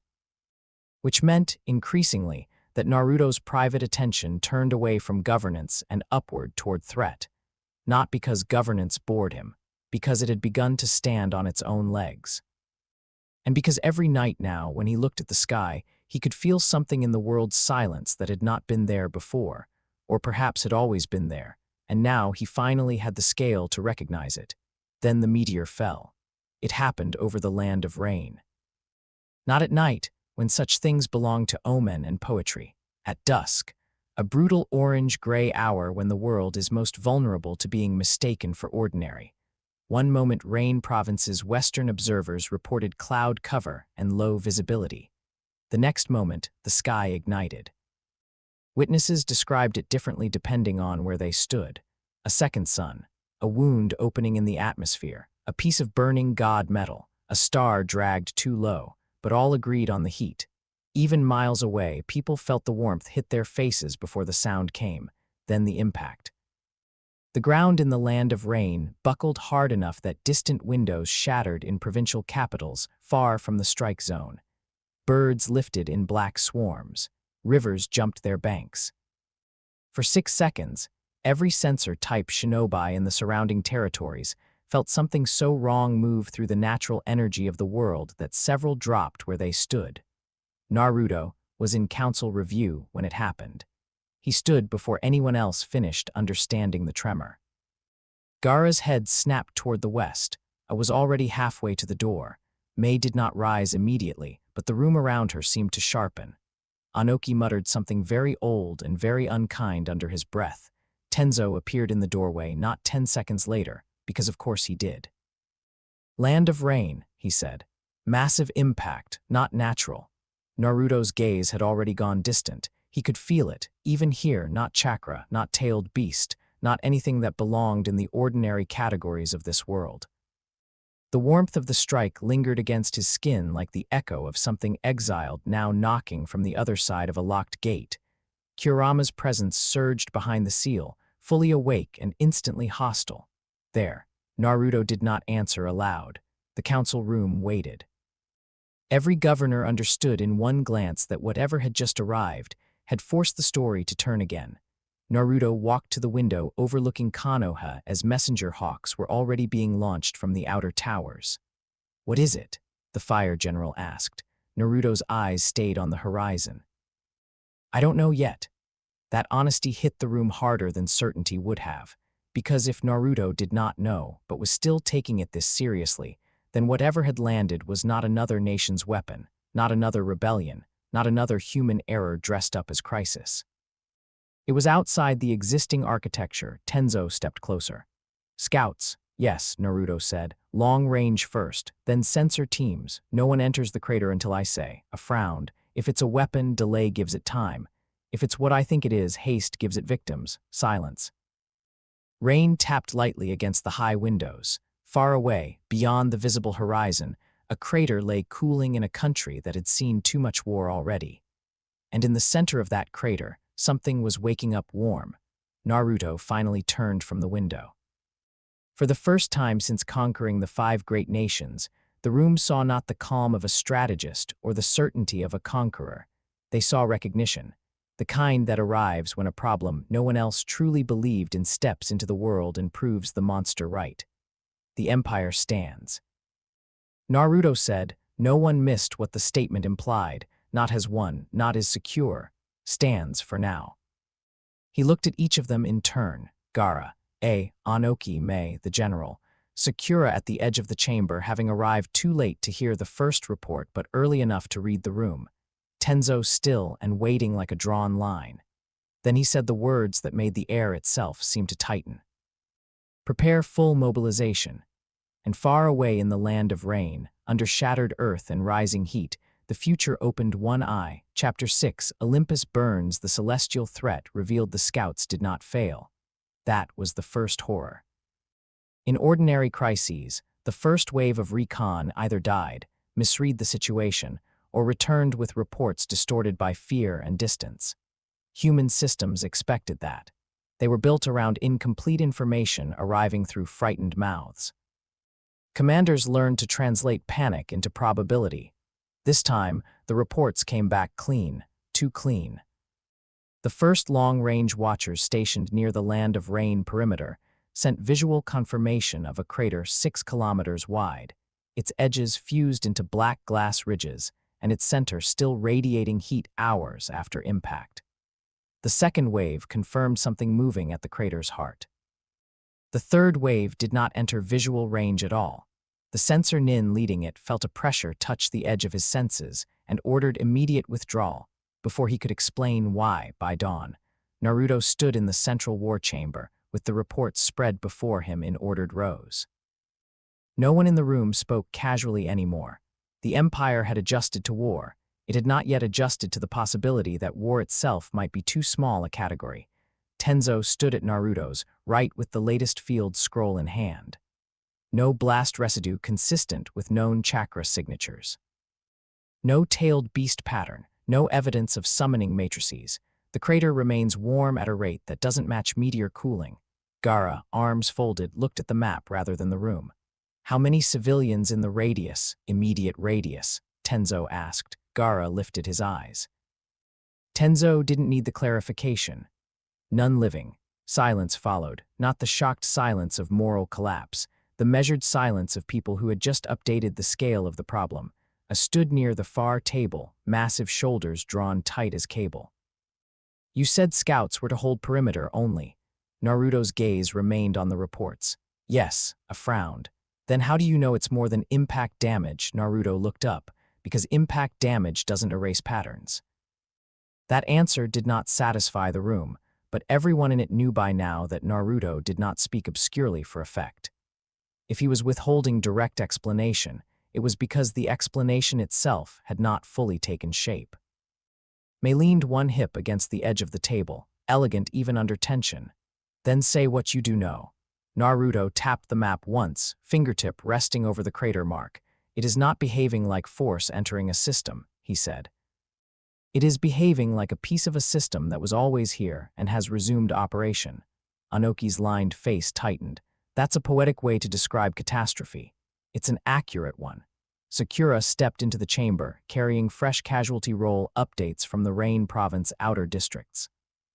She sensed the room immediately, the way every conversation had been skinned down to nerve and function. Outer refugee movement has started, she said. Nothing major yet, mostly villages evacuating because they saw the sky tear open and they're not stupid. Naruto nodded. Good. Expand the corridor routes. Medical outposts every 30 kilometers, no exceptions. Sakura stared at him for half a second. Already done. Again, that tiny shift passed through the room. The Empire was working, and because it was working, it could move at the speed of decision rather than debate. That was precisely why the thing in the crater was terrifying, because it had arrived after Naruto had succeeded, as though success had been the requirement. Naruto turned back to the war table. I'm going personally. Barked an immediate response. Of course you are. It was not agreement. It was irritation sharpened by inevitability. May tilted her head. Alone. No, Gaara looked up at once. Naruto met his gaze. You come as well. Anoki, May. Sakura for field assessment. Tenzo for relay command. A's mouth flattened. You're taking the entire spine of the Empire into one crater. I'm taking the people most capable of seeing what a normal battlefield logic will miss. That answer held, reluctantly, but it held. Naruto's gaze swept the room. No provincial mass mobilization yet, not until I confirm engagement conditions. Border detachments shift to defense posture. Civil evacuation expands outward from Rain Province in concentric bands. If the thing moves, it moves into prepared emptiness, not population. Anoki grunted. You're assuming it will move. Naruto's voice dropped by a degree. I'm assuming it did not wake up to admire the scenery. No one argued after that. They reached the land of rain at noon beneath a sky the color of steel left too long in bad weather. The countryside changed miles before the crater. Rain Province was used to sorrow. Its roads and villages wore hardship like an old coat, but what lay around the impact zone was not sorrow. It was subtraction. Trees along the outer bands had not burned. They had lost definition, as if the idea of tree had been partially withdrawn and only rough matter left confused behind. Water in roadside ditches ran strangely flat. Stone walls on abandoned farms stood intact in shape but looked thinned somehow, like reality itself had decided their density was optional. Sakura noticed it first in medical terms. This isn't blast trauma. She said quietly from atop the supply wagon they had used only until the terrain became too warped for wheels. There are no normal debris patterns. May crouched near a collapsed fence, studying the cut edge of a post. No corrosion, no heat bloom, no acid signature. Anoki hovered slightly above the ground, old eyes narrowed. The molecular structure is wrong. I glanced at him sharply. Wrong how? Anoki held one hand over the damaged wood without touching it. like something started disassembling it and then got bored. Naruto said nothing. He could feel the truth of it more directly with every step. The air was thin in a way that had nothing to do with oxygen. The world near the crater seemed less willing to commit to itself. Chakra moved uneasily through the environment. Natural energy recoiled in currents, avoiding the center as water might avoid a sinkhole that swallowed more than gravity should allow. Inside the seal, Kurama was awake and utterly alert. Naruto let one thought travel inward. Name it. For several heartbeats, the fox did not answer. Then, from the dark behind the bars, not a full god, Naruto kept walking. Then what? Kurama's reply came like a growl dragged through old memory. A fragment. A shard. Something broken off from a greater thing and sealed badly enough that time did not kill it. That matched too closely the shapes from Naruto's dreams to dismiss. They crested the last ridge before the crater and stopped. No one spoke. Below them lay a wound in the world. The crater was not merely wide. It was conceptually offensive. Its edges cut the land in perfect arcs where no natural impact should have preserved such intention. Black glass shone along the rim, but not smoothly. It reflected the sky in fractured angles that made the light seem sick. Heat rolled upward, yet the air above the center shimmered not only from temperature but from instability. Villages near the inner radius were gone, not smashed, not burned, gone. Foundations ended in smooth absences.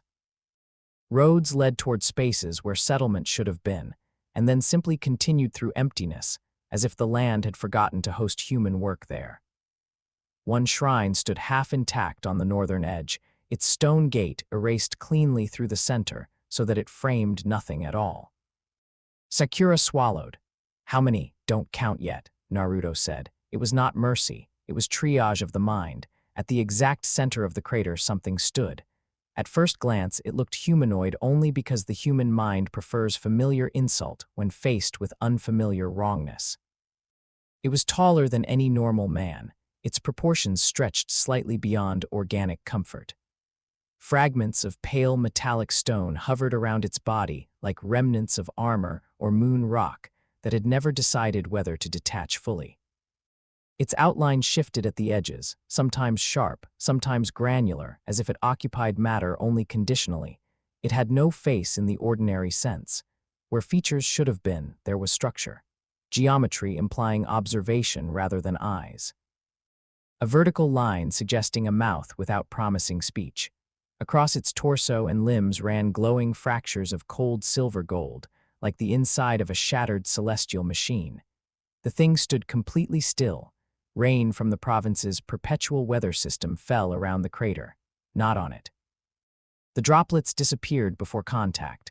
A's first instinct broke the silence. "I hit it." Naruto's head turned slightly. "No, I already had lightning surging around his shoulders. If it's awake, you don't leave it sitting there." Anoki cut in before Naruto could. "And if it's projecting a disintegration field, your speed just makes you the first idiot to test it." A snarled, but the logic landed. Mei's eyes did not leave the figure below. "It hasn't reacted to us." Naruto finally spoke the name out loud, Chronos Fragment. The word settled into the air as if it had been waiting centuries for someone to remember it. Sakura looked at him sharply. "You know what it is. I know enough." Gaara's voice was low and flat beside him. "Tell us." Naruto kept his gaze on the entity in the crater. "In the old world I came from, there were powers older than gods, titans.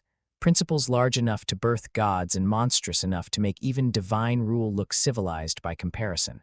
He paused once. Chronos was one of them, not merely a being, a devouring order, time, ruin, inevitability. "The logic by which children are consumed by what came before them," said the name like a challenge, "and this is a piece of that, a shard, broken, imprisoned." Anoki's expression grew darker. "By who?" Naruto answered without looking away from the crater. "Likely the sage of 6 paths. Or something old enough to stand near his era and hide itself inside his mythology." No one liked that answer, because if the sage stories had hidden this, then every foundation of the shinobi world had just become less trustworthy. Sakura spoke next. "If it's just standing there, maybe it doesn't fully exist yet." Naruto nodded once. "Probably," A's patience snapped. "Then we kill it before it finishes." and with that, he launched himself down the ridge. The rakeage hit the crater like judgment. Lightning release armor exploded around him in a blinding sheath of electric blue-white, tearing up black glass underfoot as he crossed distance no ordinary eye could track. He did not commit half measures. He never had. His entire body became impact logic sharpened by rage, leadership, and the terrible competence of a man who had lived long at the top of battlefield hierarchy. The Chronos fragment did not move. Struck it square in the chest with a blow that would have pulped any known shinobi and folded most summoned beasts in half. The world made no sound. That was what horrified Naruto most. A hit it. The impact landed, the crater floor cracked in branching lines for meters, and there was no sound. A rebounded backward as if he had punched not matter, but the refusal of matter to acknowledge him. His boots carved black furrows through the crater glass before he caught balance. Lightning flared harder. The fragment tilted its head. That was all. Then the space beside it disappeared. Not exploded, not distorted. One section of crater rim and the empty air above it simply ceased to contain itself. A chunk of glassed earth the size of a cart vanished into nothing, leaving a smooth gap with no debris, no shockwave, no aftermath except missing existence. Moved on instinct and survived by speed alone. Even he did not pretend afterward that he had seen the attack clearly. Naruto was already moving. He dropped into the crater, gold rising through him before his feet touched the glass. Gaara came with him, sand spiraling from every available grain in the environment. Anoki lifted higher into the air. Mei's chakra condensed in her lungs and palms. Sakura and Tenzo held outer command position as ordered, already relaying retreat perimeters and emergency fallback signals to the forces waiting miles back. Naruto landed between and the fragment. The entity regarded him. For the first time since the crater had come into view, Naruto felt direct attention from it. There was no hatred, no ego, no challenge, nothing, and suddenly he understood the outline's warning in full. Ares, Lord of War, was built around relationship, opposition, pride, fear, rage, courage. Domination. The grammar of battle required another will to break, bend, outmaneuver, or annihilate. Even at his coldest, his power assumed enemy, hierarchy, and the shaping pressure of conflict between identities. The thing before him had no identity in that sense. It was function.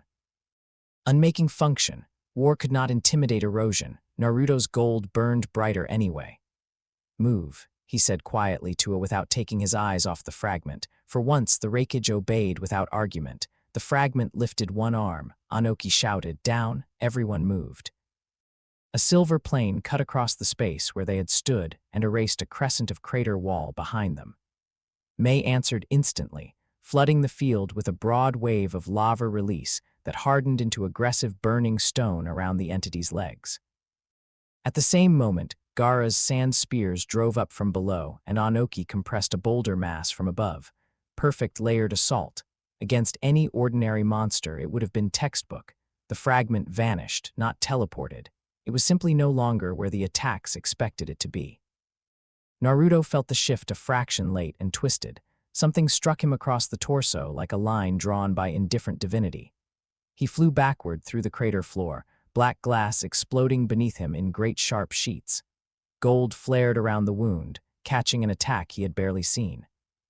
When he rose, his chest burned white hot. A shallow line crossed from shoulder to rib, not deep enough to kill, deep enough to terrify him. The fragment had touched him more cleanly in a single exchange than the coalition had managed for hours at their strongest. Good, some distant old part of him thought with savage honesty. At last, another part, the Naruto who had built a state, who had started to understand consequence through people like Sakura and Gaara, and even felt something colder, not fear of death, fear of inadequacy. Gaara's sand wrapped the fragment in a crushing sphere. Anoki's compressed weight slammed down over it. Mei's boil release flooded the containment zone in corrosive mist. Came through the haze a heartbeat later with a double-fisted strike designed to crush the whole prison inward. The attack stack landed, the containment shattered. The fragment stood at the center unchanged. This time even it took one step back on reflex. Naruto saw it all and understood that conventional superiority, Even elite, layered, province, governor-level superiority would not solve this. The fragment's arm lifted again. Naruto moved first, gold surging as he intercepted the silver line with a full Ichor-charged Rasengan. The clash ripped the crater floor apart in concentric fractures. For 1 second, maybe 2, his power held. Then the Rasengan dissolved at the edges as if its internal logic were being eaten out of existence. Naruto threw himself sideways, and the remaining force sheared through the ridge behind him, erasing half its mass in silence. A landed next to him. "It doesn't care," he said, not anger, recognition. Naruto wiped blood from the corner of his mouth and looked at the entity that was not even truly looking back. "No," he said, "it doesn't. That was the problem. You could not goad it, could not bait it, could not shame it into overextension or terrorize it into hesitation." Every weapon in Naruto's philosophical arsenal found no purchase because the enemy had no pride, no fear, no story of itself to weaponize.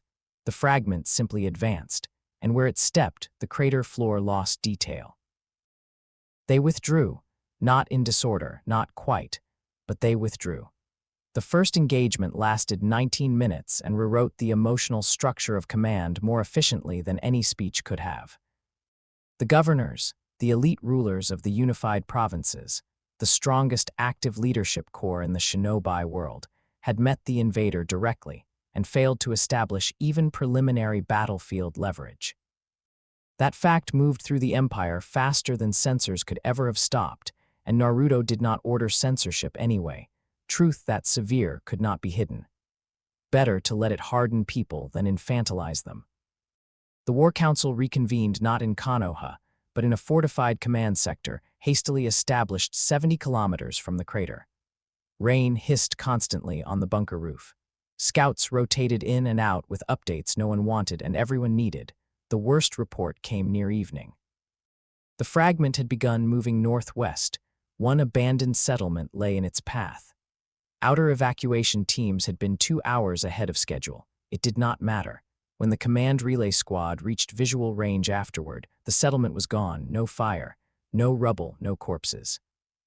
Just absence laid over the place where human work had existed. Sakura read the report twice and set it down very carefully. May broke the silence first, so it grows by unmaking. Anoki rubbed one weathered hand over his face, or stabilizes, it may be finishing whatever transition impact began. Slammed his fist once into the command table, not theatrical, just needing the wood to understand what he did. Then we stop it before it reaches anything else. With what? Gaara asked. The room went still. Glared at him. You have a better idea. Gaara's expression did not shift. Yes. That pulled everyone's attention. Gaara looked not at Ata but at Naruto, the tailed beasts. Several people spoke at once. Sakura. That's insane. Anoki, it may also be correct. Mei's eyes narrowed thoughtfully. Because they're older, Gaara shook his head once. Because they are concentrated world force, not just chakra reserves, anchors, personalities large enough to resist being reduced to technique. Folded his arms, and scattered across the provinces or sealed in hosts. You think we have time to gather all of them? Naruto had not moved since Gaara first spoke. The time problem is irrelevant, he said quietly, because Gaara is right. Now the room truly went silent. Naruto looked at the map, at the moving line indicating the fragment's path, at the shrinking choices ahead.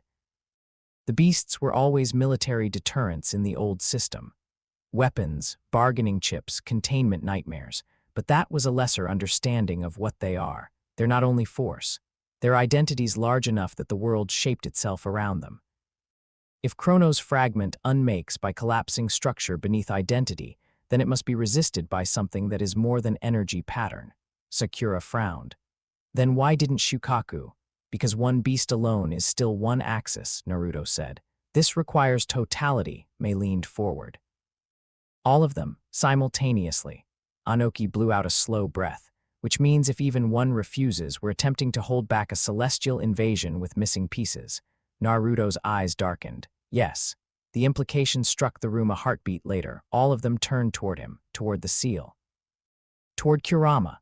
The fox who had been caged, suppressed, used, silenced, weaponized, and denied across nearly every version of Naruto's life, and every structure the shinobi world ever tried to build around him. said what everyone else was thinking. You want the 9 tails willing. Naruto met his gaze. Yes, no one in the room tried to pretend that was a minor step. Freeing Kurama was not only a power decision, it was a moral and philosophical fracture line running straight through the center of Naruto himself. He had built empire through command, through hierarchy, through the refusal to pretend dangerous things deserved softness before usefulness. Kurama was the most dangerous thing inside him, and the most caged. Sakura's voice came low. Can you do it? Naruto's answer was honest enough to hurt. Yes. A second later, even more honestly. I don't know what it will cost. That night, Naruto entered the seal space with no armor on his soul. The corridor stretched long and dark. Water moved underfoot. The bars of the cage rose ahead, immense and old, the architecture of imprisonment visible in every line. Kurama waited beyond them, not snarling, not pacing. Simply watching. The fox already knew why Naruto had come. That was what made the space feel less like prison and more like tribunal. Naruto stopped before the gate. For the first time since awakening as Ares in a child's body, he did not begin with command. Instead he said, I need your full strength. Kurama's tails shifted once behind him. You've needed it before. You preferred obedience. Naruto accepted the strike. Yes, the fox's great head lowered slightly, and now Naruto lifted his eyes fully to meet the beast's gaze. Now obedience is structurally insufficient. A silence followed so heavy it almost became respect. Kurama's lip curled faintly. That may be the most honest apology I've ever heard. It isn't an apology. No, the fox said. It isn't. Naruto stepped closer until only the bars separated them. I know what you are in this world because men taught me early how they speak of monsters. I know what you are beneath that because I am no better at first instinct than they were. He paused. But I also know this. Everything I built treated force as something that must be named honestly, or else it becomes corruption disguised as mercy. Kurama watched him without blinking. Naruto continued. I caged you because you were a threat inside a system that needed to consolidate quickly. That was efficient. The fox's eyes narrowed. And now, Naruto said, the system survives only if I stop treating you as a threat and start treating you as what you are. Another long silence. The seal space seemed to hold its breath with them. At last Kurama asked, what am I then? Naruto's answer came slowly, not because he lacked it, but because he wanted no false note inside it. A general, he said. Kurama's expression changed very slightly. But enough, not weapon, not beast, not resource, general. A position of will, not merely utility. The 9 tails settled one by one. You think titles matter to me? No, Naruto said. I think recognition does. The fox stared at him for a long, unreadable moment, then he laughed. It was not warm, not kind. But it was real, and in the seal space it sounded like ancient fire finally finding air.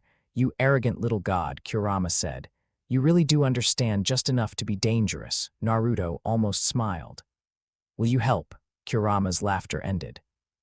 When he spoke again, the weight in his voice had shifted. Listen carefully. I do not help because you command well.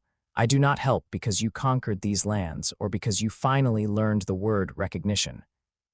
I help because that thing outside will erase forest, den, field, prey, enemy, child, old woman, riverbank, shrine, and mountain with equal emptiness. I help because if the world ends, everything I have hated ends too, and hatred requires a world to live in. Naruto nodded once. Understood. Kurama leaned forward until his vast face filled the bars. And I help because I am tired of being caged. If I fight as myself, not your hostage, not your fuel. Naruto raised one hand. The seal began to change, iron lines of suppression lit in gold. Locks older than his childhood but younger than his god memory trembled. He had built so much of the empire through the logic of taking and assigning force. Undoing that logic inside himself felt stranger than war. Then fight as yourself, he said. The gate opened. No dramatic explosion. No roaring chakra storm tearing apart the inner world, just metal giving way to a decision made at last. Kurama stepped forward from shadow and stopped inches from Naruto. Even now, free within the seal space, he dwarfed everything. Heat rolled off him in waves, ancient, furious, magnificent. Naruto did not step back. For a long second, beast and war god regarded one another in silence.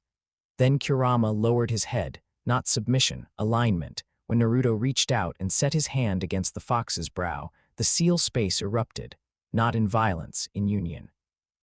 Gold and crimson flooded together, not fighting now but interlocking. Ichor threaded through chakra. Chakra gave motion and emotion to Ichor's cold, divine authority, and the combined pressure shook the entire inner world so hard the dark water rose in walls around them.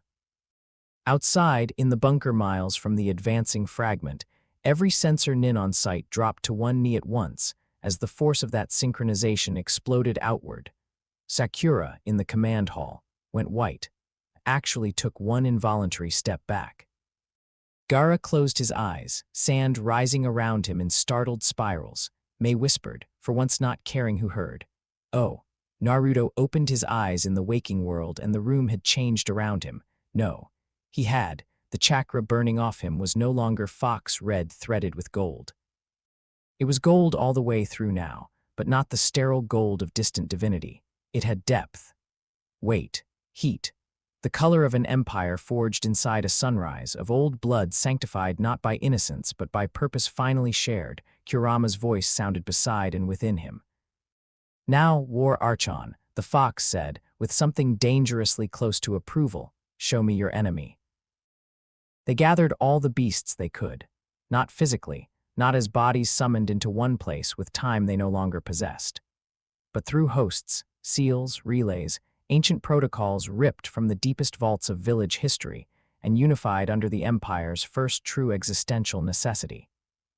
Shukaku through Gaara, Matatabi under Lightning Province Seal authority, Isabu from Water Province archives and containment rights.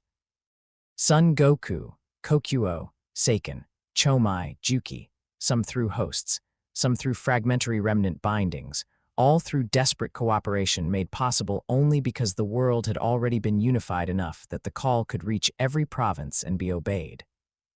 That was the Empire's terrible vindication. The old world could never have assembled this in time. The new one barely managed it. By the following dusk, the field selected for the final interception lay across a broad dead valley north of Rain Province, where evacuation had already stripped human presence down to military necessity. Seal arrays the size of city districts blazed into the earth. Governor command nodes stood at each directional point. Medical and relay corps sat far back behind hardened barriers no one really trusted, and at the center stood Naruto, no longer simply Naruto, not just Ares remembered, something else now. Aura mode began before he consciously triggered it. Gold climbed over him in silent vastness, shaping itself not into armor exactly, but into a form too bright and severe for ordinary eyes to hold cleanly. The outline of a human remained only by courtesy. Behind him, tails of chakra and streamers of divine current moved together like standards in celestial wind. Kurama's presence was full, willing, immense. The governors watched from their stations and understood at once that whatever they were seeing had exceeded every benchmark their world had previously used to measure power. I tried to hold the gaze and had to look away first. Mei lowered her eyes with uncharacteristic lack of vanity. Anoki, old enough to remember myths as warnings rather than stories, bowed his head instinctively before catching himself and scowling at the reflex. Gaara alone kept watching, not because it was easy, but because he had been looking at monsters honestly longer than most. Then the Chronos fragment entered the valley. No trumpet of doom, no dramatic charge. It simply appeared at the western edge, and the valley itself seemed to lose saturation around it. Naruto stepped forward. For the first time, the fragment paused. Perhaps it recognized scale. Perhaps it merely recalculated. Kurama's voice moved under Naruto's thoughts. There, that emptiness. It has no center to wound, no pride to bait. So stop fighting like a conqueror. Naruto understood, not domination, containment, not victory, seal. The fragment lifted its arm. Naruto moved. Aura mode shattered the valley floor with one step. He crossed the distance in a line of golden silence and hit the fragment with both hands wrapped in fused Ichor chakra authority. This time the clash did make sound, a deep, reality-bending note that rolled across mountains and sent cracks through 3 of the outer seal pylons. The fragment recoiled, only slightly, enough. Gaara's sand mountain rose at once. Anoki's weighted cube compressed from above. Mei's lava and boil release created layered elemental prisons, and the other beast-linked nodes poured force into the seal geometry. Naruto held the center. Every previous battle in this story had taught him how to break other wills. This one demanded that he hold shape against a thing trying to make shape irrelevant. It was harder than any war he had ever fought. The fragment's body splintered into silver planes, each one an erasure vector. Naruto intercepted one with a golden tail of chakra and lost the outer layer instantly. Another carved through his side. Orim sealed the wound before blood could fall. A third almost reached the eastern node before Kurama himself, manifested in blazing partial form around Naruto, bit the vector apart and roared such raw force into the valley that even the fragment staggered. That mattered. For the first time, the thing had been forced to answer, not psychologically, structurally. All the tailed beasts, linked through the Empire's impossible emergency network, howled together. The valley became a cage. Naruto drove Orim deeper, hands spread like a god trying to hold shut the jaws of extinction. The fragment pushed back with silent ruin, unraveling sections of the seal faster than teams could rewrite them. Entire rings of script vanished from existence and had to be replaced by living chakra from the governors before the geometry failed. Minutes became forever. Sakura watched the casualty board for the SEAL teams and realized she had stopped thinking in terms of survival and started thinking only in thresholds. If the eastern node collapses, 23 seconds. If Naruto falls, none. If Kurama withdraws, maybe a minute depending on Anoki's line. She hated all of it, loved them anyway, and still the Empire held. At last the fragment began to compress, not dying, it could not die, but being forced by overwhelming aligned world force back toward a bind state small enough to imprison again. Naruto felt the answer before anyone spoke it. Seal vector required anchor, permanent, not chakra expenditure, not blood price anchor. Kurama knew too. The fox's presence sharpened under Naruto's mind. Don't. Naruto's thought came instantly. I wasn't going to. Kurama's answering silence said he did not believe him. The final seal shape rose through the valley in titanic rings of gold and beast script, a fusion of shinobi technique and divine authority no culture in the world could have made before this exact convergence of conquest, memory, and necessity. The fragment screamed then, not with emotion. With resistance to confinement, the sound made the mountains bleed stone. The anchor point opened, and everyone saw the truth at once. Something living enough to be self-defining had to remain inside the seal with it. Something large enough to endure endless opposition from a titan shard and keep it bound by sheer ongoing existence. No human could survive that, no governor, no host. Only Naruto tried to break the forming geometry. Kurama stopped him, not with force, with choice. The fox's voice was suddenly calm in a way Naruto had never heard before. General's privilege, Kurama said. No, you gave me recognition. I'm using it. Kurama, listen to me, child of fists and nations. The words struck like the old fox had reached back through every version of himself and chosen exactly how he wanted history to remember him. You unified a world because something worse was coming. You were right. Don't cheapen that by making your last act refusal. Naruto's gold flared violently. I can hold it for a while. Then it eats you, and the seal fails, and all of this becomes one more stupid tragedy mortals sing about because they don't know how to hate properly. The anchor ring widened. Time collapsed. Outside the valley, governors shouted, SEAL teams burned themselves out, mountains shook. The fragment fought like absence given teeth. Inside Orim mode, Naruto felt something he had denied almost all story long, helplessness, not the helplessness of weakness. The helplessness of reaching the edge of power and finding that love, respect, command, war, all of it still does not guarantee choice. Kurama's presence swelled around him, immense and warm and terrible. You called me conscience once, the fox said. Naruto had not. Not yet. But maybe some part of the future already had. Or maybe Kurama simply knew. Then let me earn it. and before Naruto could rewrite the seal by force, Kurama moved. The Nine Tails' full essence tore free in golden crimson magnificence and drove itself into the anchor point of the forming prison. The valley went white. The fragment was forced inward, folded, compressed, sealed under beast will and divine geometry. Kurama looked back once, not physically, not with eyes, but with presence. There was no hatred in him then, no fear, only vast, exhausted purpose. "Win the peace better than you won the war," he said. Then the seal closed. The valley fell silent. Aurum mode shattered. Naruto hit the ground on both knees in the center of the cratered seal field as the last rings of golden script sank into the earth and the mountains stopped shaking. All around him, the governors stood staring at what remained. A vast sealed circle cut into the valley floor, warm and pulsing faintly with impossible restraint. The Chronos fragment was bound, not destroyed, never destroyed, bound, and Kurama was gone. For the first time in the story, Naruto did not know what to do next. Chapter 7, The Eternal War, a dark empire unreleased silence was never truly silent after war. That was the first thing Naruto noticed. Even in the minutes immediately following the sealing of the Chronos fragment, when the valley had gone still enough that no command needed to be shouted and no blade needed to be raised, silence was not emptiness. It was aftermath, pressure without direction. A held breath that had forgotten what it had been waiting for and now did not know how to release itself. Naruto knelt at the center of the seal field and listened to that silence. The mountains around the valley stood wounded but unbroken. The great ringed seal, etched into blackened earth and fused stone, pulsed faintly beneath him like a buried heartbeat too old to belong to anything human. All across the perimeter, shinobi from every province remained exactly where the final moments of battle had left them.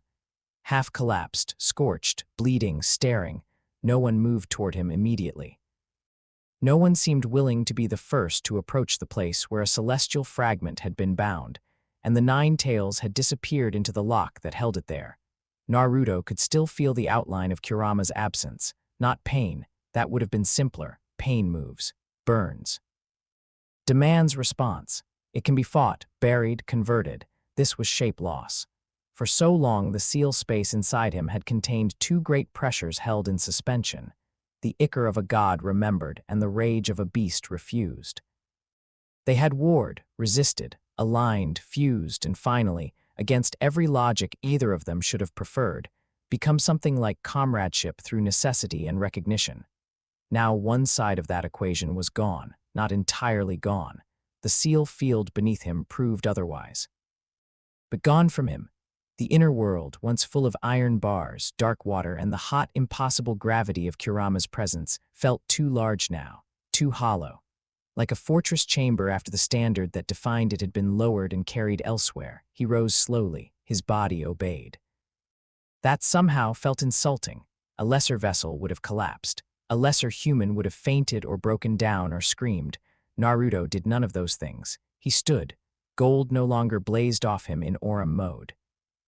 That impossible fusion had ended the moment. Kurama became anchor rather than partner. But the ichor remained, still burning through his system with the old severe brilliance, no longer alloyed with foxfire, but carrying its memory like heat trapped in steel after the forge fire has gone out. He looked at the seal. Nothing in the world answered him. Then Gaara began walking.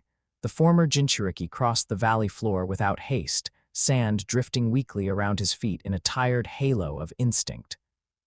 His face carried the same expression it always seemed to carry to outsiders, flat, unreadable, severe.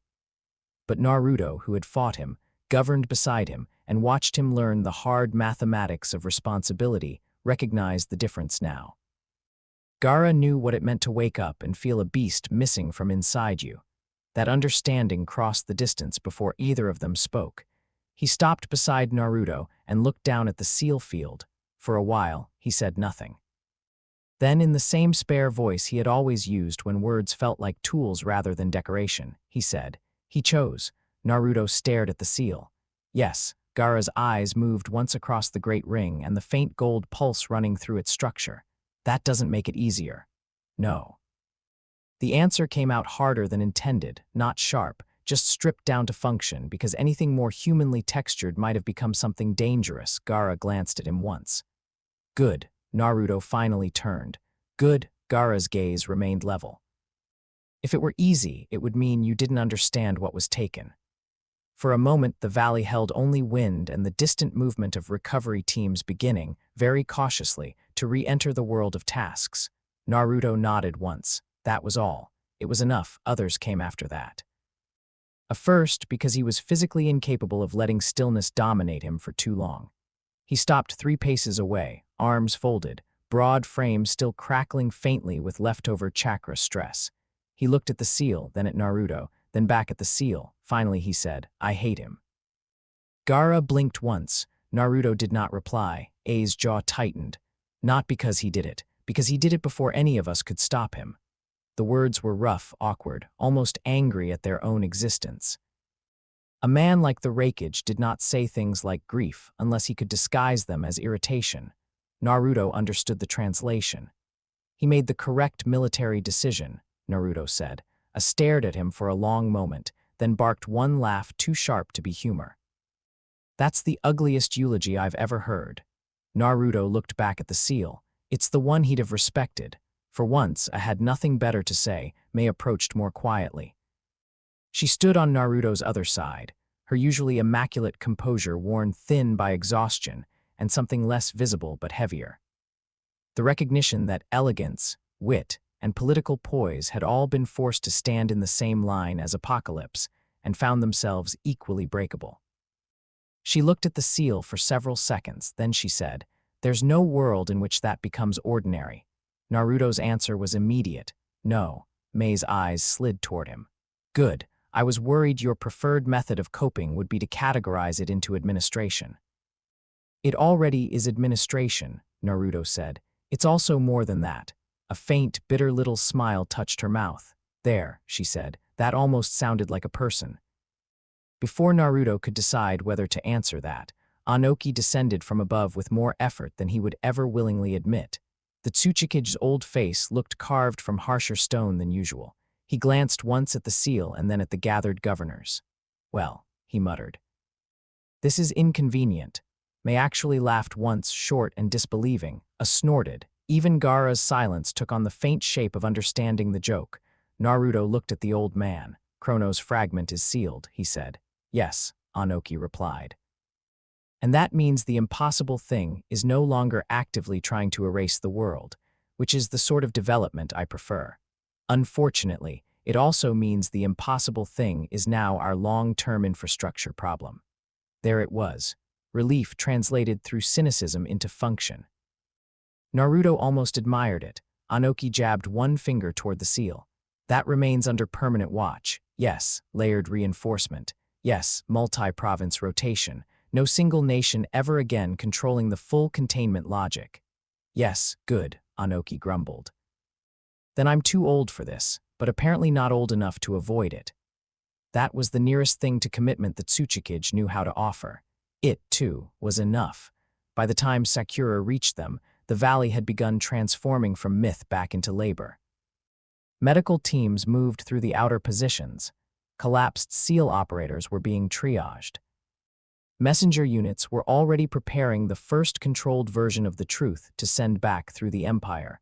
Bad enough to command seriousness, clear enough to prevent panic, honest enough that future trust would survive it. Sakura stopped in front of Naruto and searched his face with the fierce precision of someone who had long ago learned that physical damage is often the easiest kind to diagnose. How functional are you? She asked. Operational. That wasn't the question. Naruto met her gaze. Sufficiently functional. Sakura stared at him for another second, then, to everyone's mild surprise, she reached up and smacked one hand flat against his chest, not hard enough to injure, just hard enough to make the point physical. You do not get to become myth right now, she said. Not on my shift. A's mouth twitched. Mei looked delighted. Anoki looked as though he disapproved in principle but was too tired to prevent it. Gaara simply watched. Naruto looked down at Sakura's hand, then back at her. I wasn't planning to. Good, she snapped. Because the Empire still has wounded, refugee flow, reconstruction bottlenecks, and one giant existential scar in the middle of a valley. So unless you're about to transcend into pure symbol, I need you alive enough to read reports. Naruto considered that, then nodded once. Understood. Sakura lowered her hand and stepped back. Her expression softened by perhaps one fraction. That was all the softness the moment got. Behind them, the valley remained sealed, warm, waiting. And Kurama remained gone from Naruto's inner world, present only as conscience made permanent beneath the earth.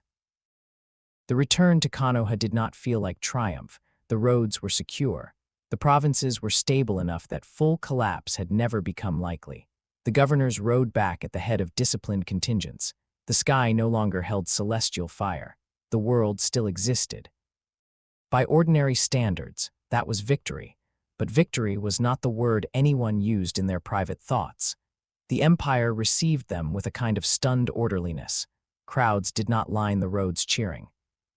Naruto had never encouraged that, and after the reports from Rain Province and the scale of the mobilization, ordinary people seemed to understand instinctively that celebration would ring false.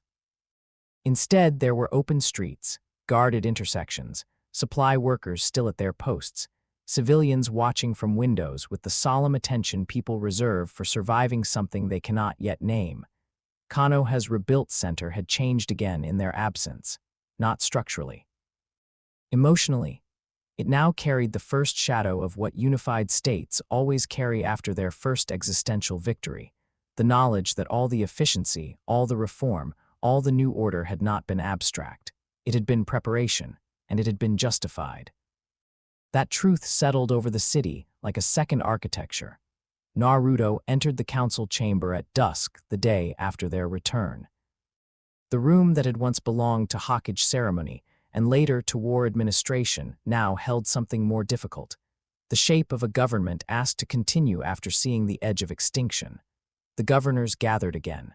Gaara, Mei, Anoki, the fire general. Sakura stood at the side, not formally a governor but long since too central to the empire's survival infrastructure to be treated as peripheral. Tenzo stood near the far wall with relay records in hand, silent as always but present in the way a loaded blade is present even when no one is touching it. On the table before them lay the first comprehensive summary: Rain Province losses, seal maintenance requirements, refugee resettlement timelines, border posture adjustments, contingency planning for recurrence, and beneath all of it, the first surprising reality of the aftermath: the empire was functioning. Trade had slowed but not stopped. The provincial medical networks Sakura had built were already absorbing displaced civilians faster than any of the old villages could have managed separately. Food routes remained intact. Military discipline held. There had been no major rebellions during the crisis, no fracture of command, no provincial opportunism. The system had endured contact with the impossible. Naruto looked around the room and saw the same recognition landing in different forms on every face, not pride, not relief alone. Wait. Broke the silence. Lightning Province reports full readiness to maintain the northern seal route. He said it as though daring anyone to interpret that as generosity. Anoki grunted. Earth will reinforce the permanent containment structures, stone weight arrays, deep anchor foundations. If that thing wakes again, I want the ground itself resenting its options. Mei folded one hand over the other. Water can handle long-distance supply and rotating personnel transport. Also, I've already authorized the establishment of a classified archive branch for celestial threat records. If mythology is going to keep trying to kill us, I'd like it indexed properly. Gaara's contribution was quieter.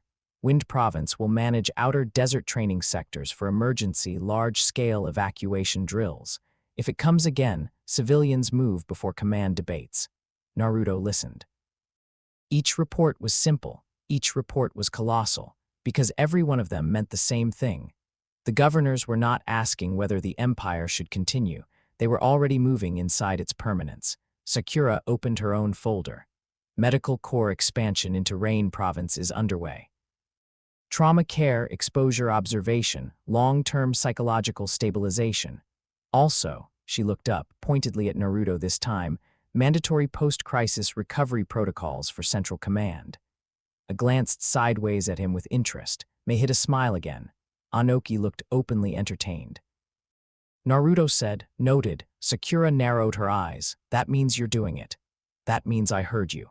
"That is not the same thing," Naruto almost answered, then didn't. There were limits even he could recognize. Pressing Sakura on procedural word definitions when she had the entire medical corps and moral high ground behind her would have been poor strategy. He moved on. When the first round of reports ended, silence settled again. Not empty, full. At length May said what everyone else had been circling. "It works." No one pretended not to understand her. She looked around the room, the old elegance in her posture unchanged but sharpened now by something far more sober. "This empire," she said, "this council. This whole frightening structure our dear war Archon forced into existence through conquest, terror, reorganization. And what I still maintain was a rude amount of confidence. It works." Scoffed lightly but did not deny it, Anoki muttered, obnoxiously so. Gaara said nothing. Naruto looked at the table. He had built this through force. That fact had not become cleaner. But another fact now stood beside it and could no longer be ignored. The hidden village system, left divided, would not have survived the Chronos fragment. Not one of them contradicted that. Not even Sakura. That was the central moral wound of the whole story. The empire was born in conquest and justified by necessity. Its methods remained dark. Its outcomes increasingly remained undeniable. Naruto had no interest in calling that redemption. He only recognized it as reality. Then Tenzo, who almost never spoke unless the function required it, said, "Then what now?" Everyone looked at Naruto. The question was larger than scheduling or doctrine. Larger than reconstruction. What now for a world unified by war and then validated by apocalypse? What now for a ruler whose entire identity had been forged around conflict, when conflict had just proved him right and yet taken from him the one presence who had become more than a weapon inside him? Naruto did not answer immediately. Instead, he turned and walked to the tall window overlooking Konoha. Below, the city moved in dusk light, markets closing, patrols changing, civilians crossing homeward, repair crews still working where the old system's scars had not yet been entirely covered by the new one. The mountain beyond still held the stone faces of the past Hawkage. He had never destroyed them. Now he understood why more clearly than ever. Not because he respected every choice they had made, but because history did not become cleaner when its failures were erased. It became more fragile. The empire had to remember what came before it, or else it would become merely another story that mistook its own efficiency for innocence. Naruto turned back to the room. "The title of war Archon becomes crisis only," he said. The words landed harder than anyone expected. A's brow furrowed. May straightened. Anoki blinked once, actually caught off guard. Sakura's eyes narrowed, not in disagreement but in concentration. Gaara remained still, though something in his attention sharpened. Naruto continued. "The office remains, its powers remain. The command authority exists for existential military emergency, external invasion, and seal failure-level threats." He looked from governor to governor, but in peacetime the council governs. Silence. The fire general spoke first, careful and almost disbelieving. "You're limiting your own executive authority." Naruto's answer was crisp. "I'm locating it where it belongs." A stared at him. "Why?" Naruto met his eyes. "Because a war god who rules in peacetime is a warlord." No one spoke. The sentence hit the room with the gravity of a doctrine rather than an opinion. Even Sakura, who had opposed so much of Naruto's ascent on moral instinct if not always on functional grounds, seemed briefly arrested by the clarity of it. Naruto stepped closer to the table. This world required unification under force. It got it. It required coordinated survival against a threat beyond old categories. It achieved it. But if the structures built for emergency remain concentrated forever in one pair of hands, then necessity curdles into addiction. I will not permit that. Not in myself. That last phrase mattered, not in the empire, not in doctrine, not in history, in himself. May was the first to recover enough to smile, though this one held none of her earlier playfulness. It was something more respectful and sad. "That," she said softly. Maybe the first genuinely noble thing you've ever said. Naruto glanced at her. No, she arched one brow. It's strategic clarity, he said, and there he was again. For a second the room almost laughed, not because it was funny, but because the alternative was admitting how much that answer fit. Anoki shook his head slowly. You really are impossible. Yes, Naruto said, but I'm now impossible within narrower legal parameters. Barked a laugh before he could stop himself. This time even Sakura smiled despite everything. Gaara's silence warmed by 1 degree, which in him counted as almost visible approval. The decree was drafted that same night. The hidden village system was formally dissolved in law where it had not already been dissolved in fact. In its place stood 5 martial provinces with shared intelligence, unified defense doctrine, open borders, central crisis command, and provincial civil authority under council balance. The empire would not call itself empire officially. Not because the word was inaccurate, but because naming structures carelessly often turned them more theatrical than durable. In legal language, it became the unified provincial order. Everyone important still called it Naruto's empire when they thought no clerk was listening. That, too, was acceptable. 3 weeks later, the memorial decision was made. Naruto did not want a statue. He did not want an eternal flame or poetic inscriptions, or the kinds of monuments states build when they are trying to turn grief into obedience. He wanted something exact. He stood at the foot of the Hokage monument at dawn with stone workers, engineers, seal inscription specialists, and half the council. The morning air was cool. Konoha below had not fully woken yet. The mountain faces of Hashirama, Tabarama, Hiruzen, Minato, and the legacy before him looked out over the city they had shaped and failed and protected in different measures. Naruto studied the stone, then pointed. There. The master carver, an older civilian artisan whose hands shook only when idle, followed the line of Naruto's gaze. Sixth face, he asked quietly. Yes, the man hesitated. Yours? Naruto's answer came so fast no one could mistake it for false modesty. No. Sakura, standing behind him, had already guessed. She closed her eyes briefly. Naruto looked up at the mountain. Kurama's. That was how the world learned what sort of founder Naruto Uzumaki truly intended to be, not by relinquishing all power, he did not. Not by pretending conquest had never happened, it had. Not by suddenly becoming gentle or soft or morally uncomplicated, he remained none of those things. But by choosing, at the first permanent chance to carve himself into unquestioned myth, to elevate not his own image, but the one conscience strong enough to stop him from remaining only a fist. The carving took weeks.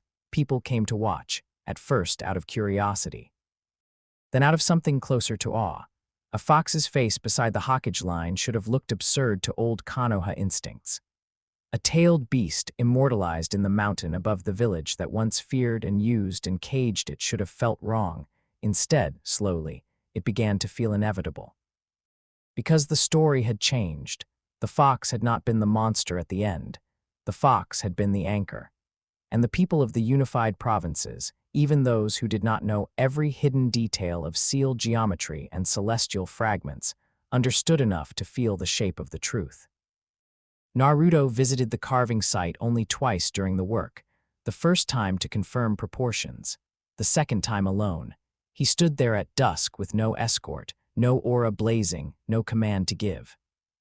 The nearly finished face of Kurama looked out over the village with a severity that was almost alive in the stone. Naruto folded his arms and stared up at it. Inside him, the seal space remained emptier than he had grown accustomed to. But not empty, never empty. Deep beneath that valley far away, Kurama held. And in the echo of that held line, Naruto could still feel the beast's last command more clearly than any decree he had ever written: win the peace better than you won the war. For the first time in the story, Naruto understood peace not as softness or reward or even relief. Peace was labor. Peace was governance with restraint. Peace was resisting the temptation to keep using emergency power simply, because emergency power had once saved the world. Peace, in other words, was harder than conquest. That made it worthy. He stood there until the last light drained from the sky. Then he turned and walked back down toward the city, toward council sessions and refugee reports, and SEAL reinforcement schedules and academy reform and provincial disputes, and all the ugly living machinery of a world that had survived. Months passed, trade routes opened more fully. The SEAL in the Northern Valley held. The governors learned the difference between ruling under Naruto and ruling with him partially withdrawn into crisis command rather than permanent daily control. Some days the council functioned beautifully. Some days it ground like old gears because a hated Mei's tone. Anoki distrusted everyone on principle, and Fire Province logisticians kept trying to word documents as if sentiment could replace clarity. That was healthy. Healthy systems argued without collapsing. Sakura rebuilt the medical doctrine from the ground up and terrified half the officer corps into respecting rest, rehabilitation, and non-combat infrastructure. Gaara turned Wind Province into the Empire's most disciplined emergency response territory, proving that the same boy once raised as a terror could become the calmest administrator in disaster. Mei made Water Province both more transparent and more dangerous, which seemed impossible until she did it. Anoki complained until complaint itself became a stabilizing civic function, discovered that governance was merely another form of combat and became annoyingly good at it. And Naruto learned to step back without vanishing. He still carried the title of War Archon. In any true crisis, it would return to full force. No one doubted that. No one wanted to test it. But day to day, he became something more difficult and perhaps more important. Founder, deterrent, architect, the living reminder that the unified order had been built not from idealism, but from hard necessity, and maintained now only if necessity could be disciplined into law. He did not become kind, he became deliberate, which, in a world like this, was more useful. Sometimes at night he still climbed the roof of the old Hawkage Tower. Sometimes he still looked up at the sky and felt, far beyond visible distance, the possibility of other things moving in the dark between worlds. The Olympians came only once, not bodily, as vision. One cold, bright evening, as the wind moved over Konoha, and the new face of Kurama looked down from the mountain, the air before Naruto shimmered with pale gold and impossible distance. Shapes formed at the edge of sight, columns, cloud, a throne space too vast to belong to mortal architecture. And voices, not all of them clear, not all of them kind, but enough. The judgment from his dream returned, only now without broken edges. He understood it fully. Ares had not been punished into reincarnation, he had been sent. The ninja world had always stood on the edge of something older than its myths could contain. Fragmented, it would have fallen. Unified, it had at least a chance. He had been the instrument because no gentler force could have achieved the necessary shape quickly enough. That truth did not absolve him, it did not condemn him either. It simply defined him instrument, fist, founder, threat, shield. The vision receded without blessing. Naruto almost preferred that. Approval from gods had always seemed structurally suspicious to him. He stood alone on the rooftop afterward and looked over the city. Lantern light glowed in streets below. Patrol routes crossed without friction. Somewhere in the hospital wing, Sakura was likely still awake. Somewhere in the provincial relay hall, Tenzo would be sorting reports with eerie precision. Somewhere in the governor quarters, was probably arguing with a document. Somewhere in the desert, Gaara would be listening to Wind Against Stone and hearing more in it than most men ever could. The world held, for now. That had to be enough. Naruto turned toward the mountain one last time before descending. 5 Hawkage faces. A 6th, fox-shaped, stern and eternal beside them. He understood then what his final decree truly meant, not the legal language, the deeper one. The hidden villages were gone. In their place stood something darker, stronger, less innocent, and perhaps more honest. A world unified by war, restrained by memory, and held together by people who had seen what waited beyond the sky and chosen governance over comfort. A dark empire, yes. But not unleashed in the way tyrants dream. Unleashed in the sense that it had stopped pretending weakness was virtue. Unleashed in the sense that it had finally grown large enough to face the future with open eyes. Naruto rested one hand on the stone edge of the rooftop. And for the briefest moment, In the quiet between city sounds, wind, and distant memory, he could almost hear Kurama's low, dry voice still lingering somewhere under the world, not gone, holding, always holding. Naruto let out one slow breath. Then he spoke the truth aloud to the night, not as boast, not as threat, but as promise. They feared the fox, he said. They never understood that the fox was always the conscience. He looked out over the unified provinces, over the city he had conquered and refused to own entirely, over the peace he now had to win more carefully than he had won war, and then he finished. I was just the fist.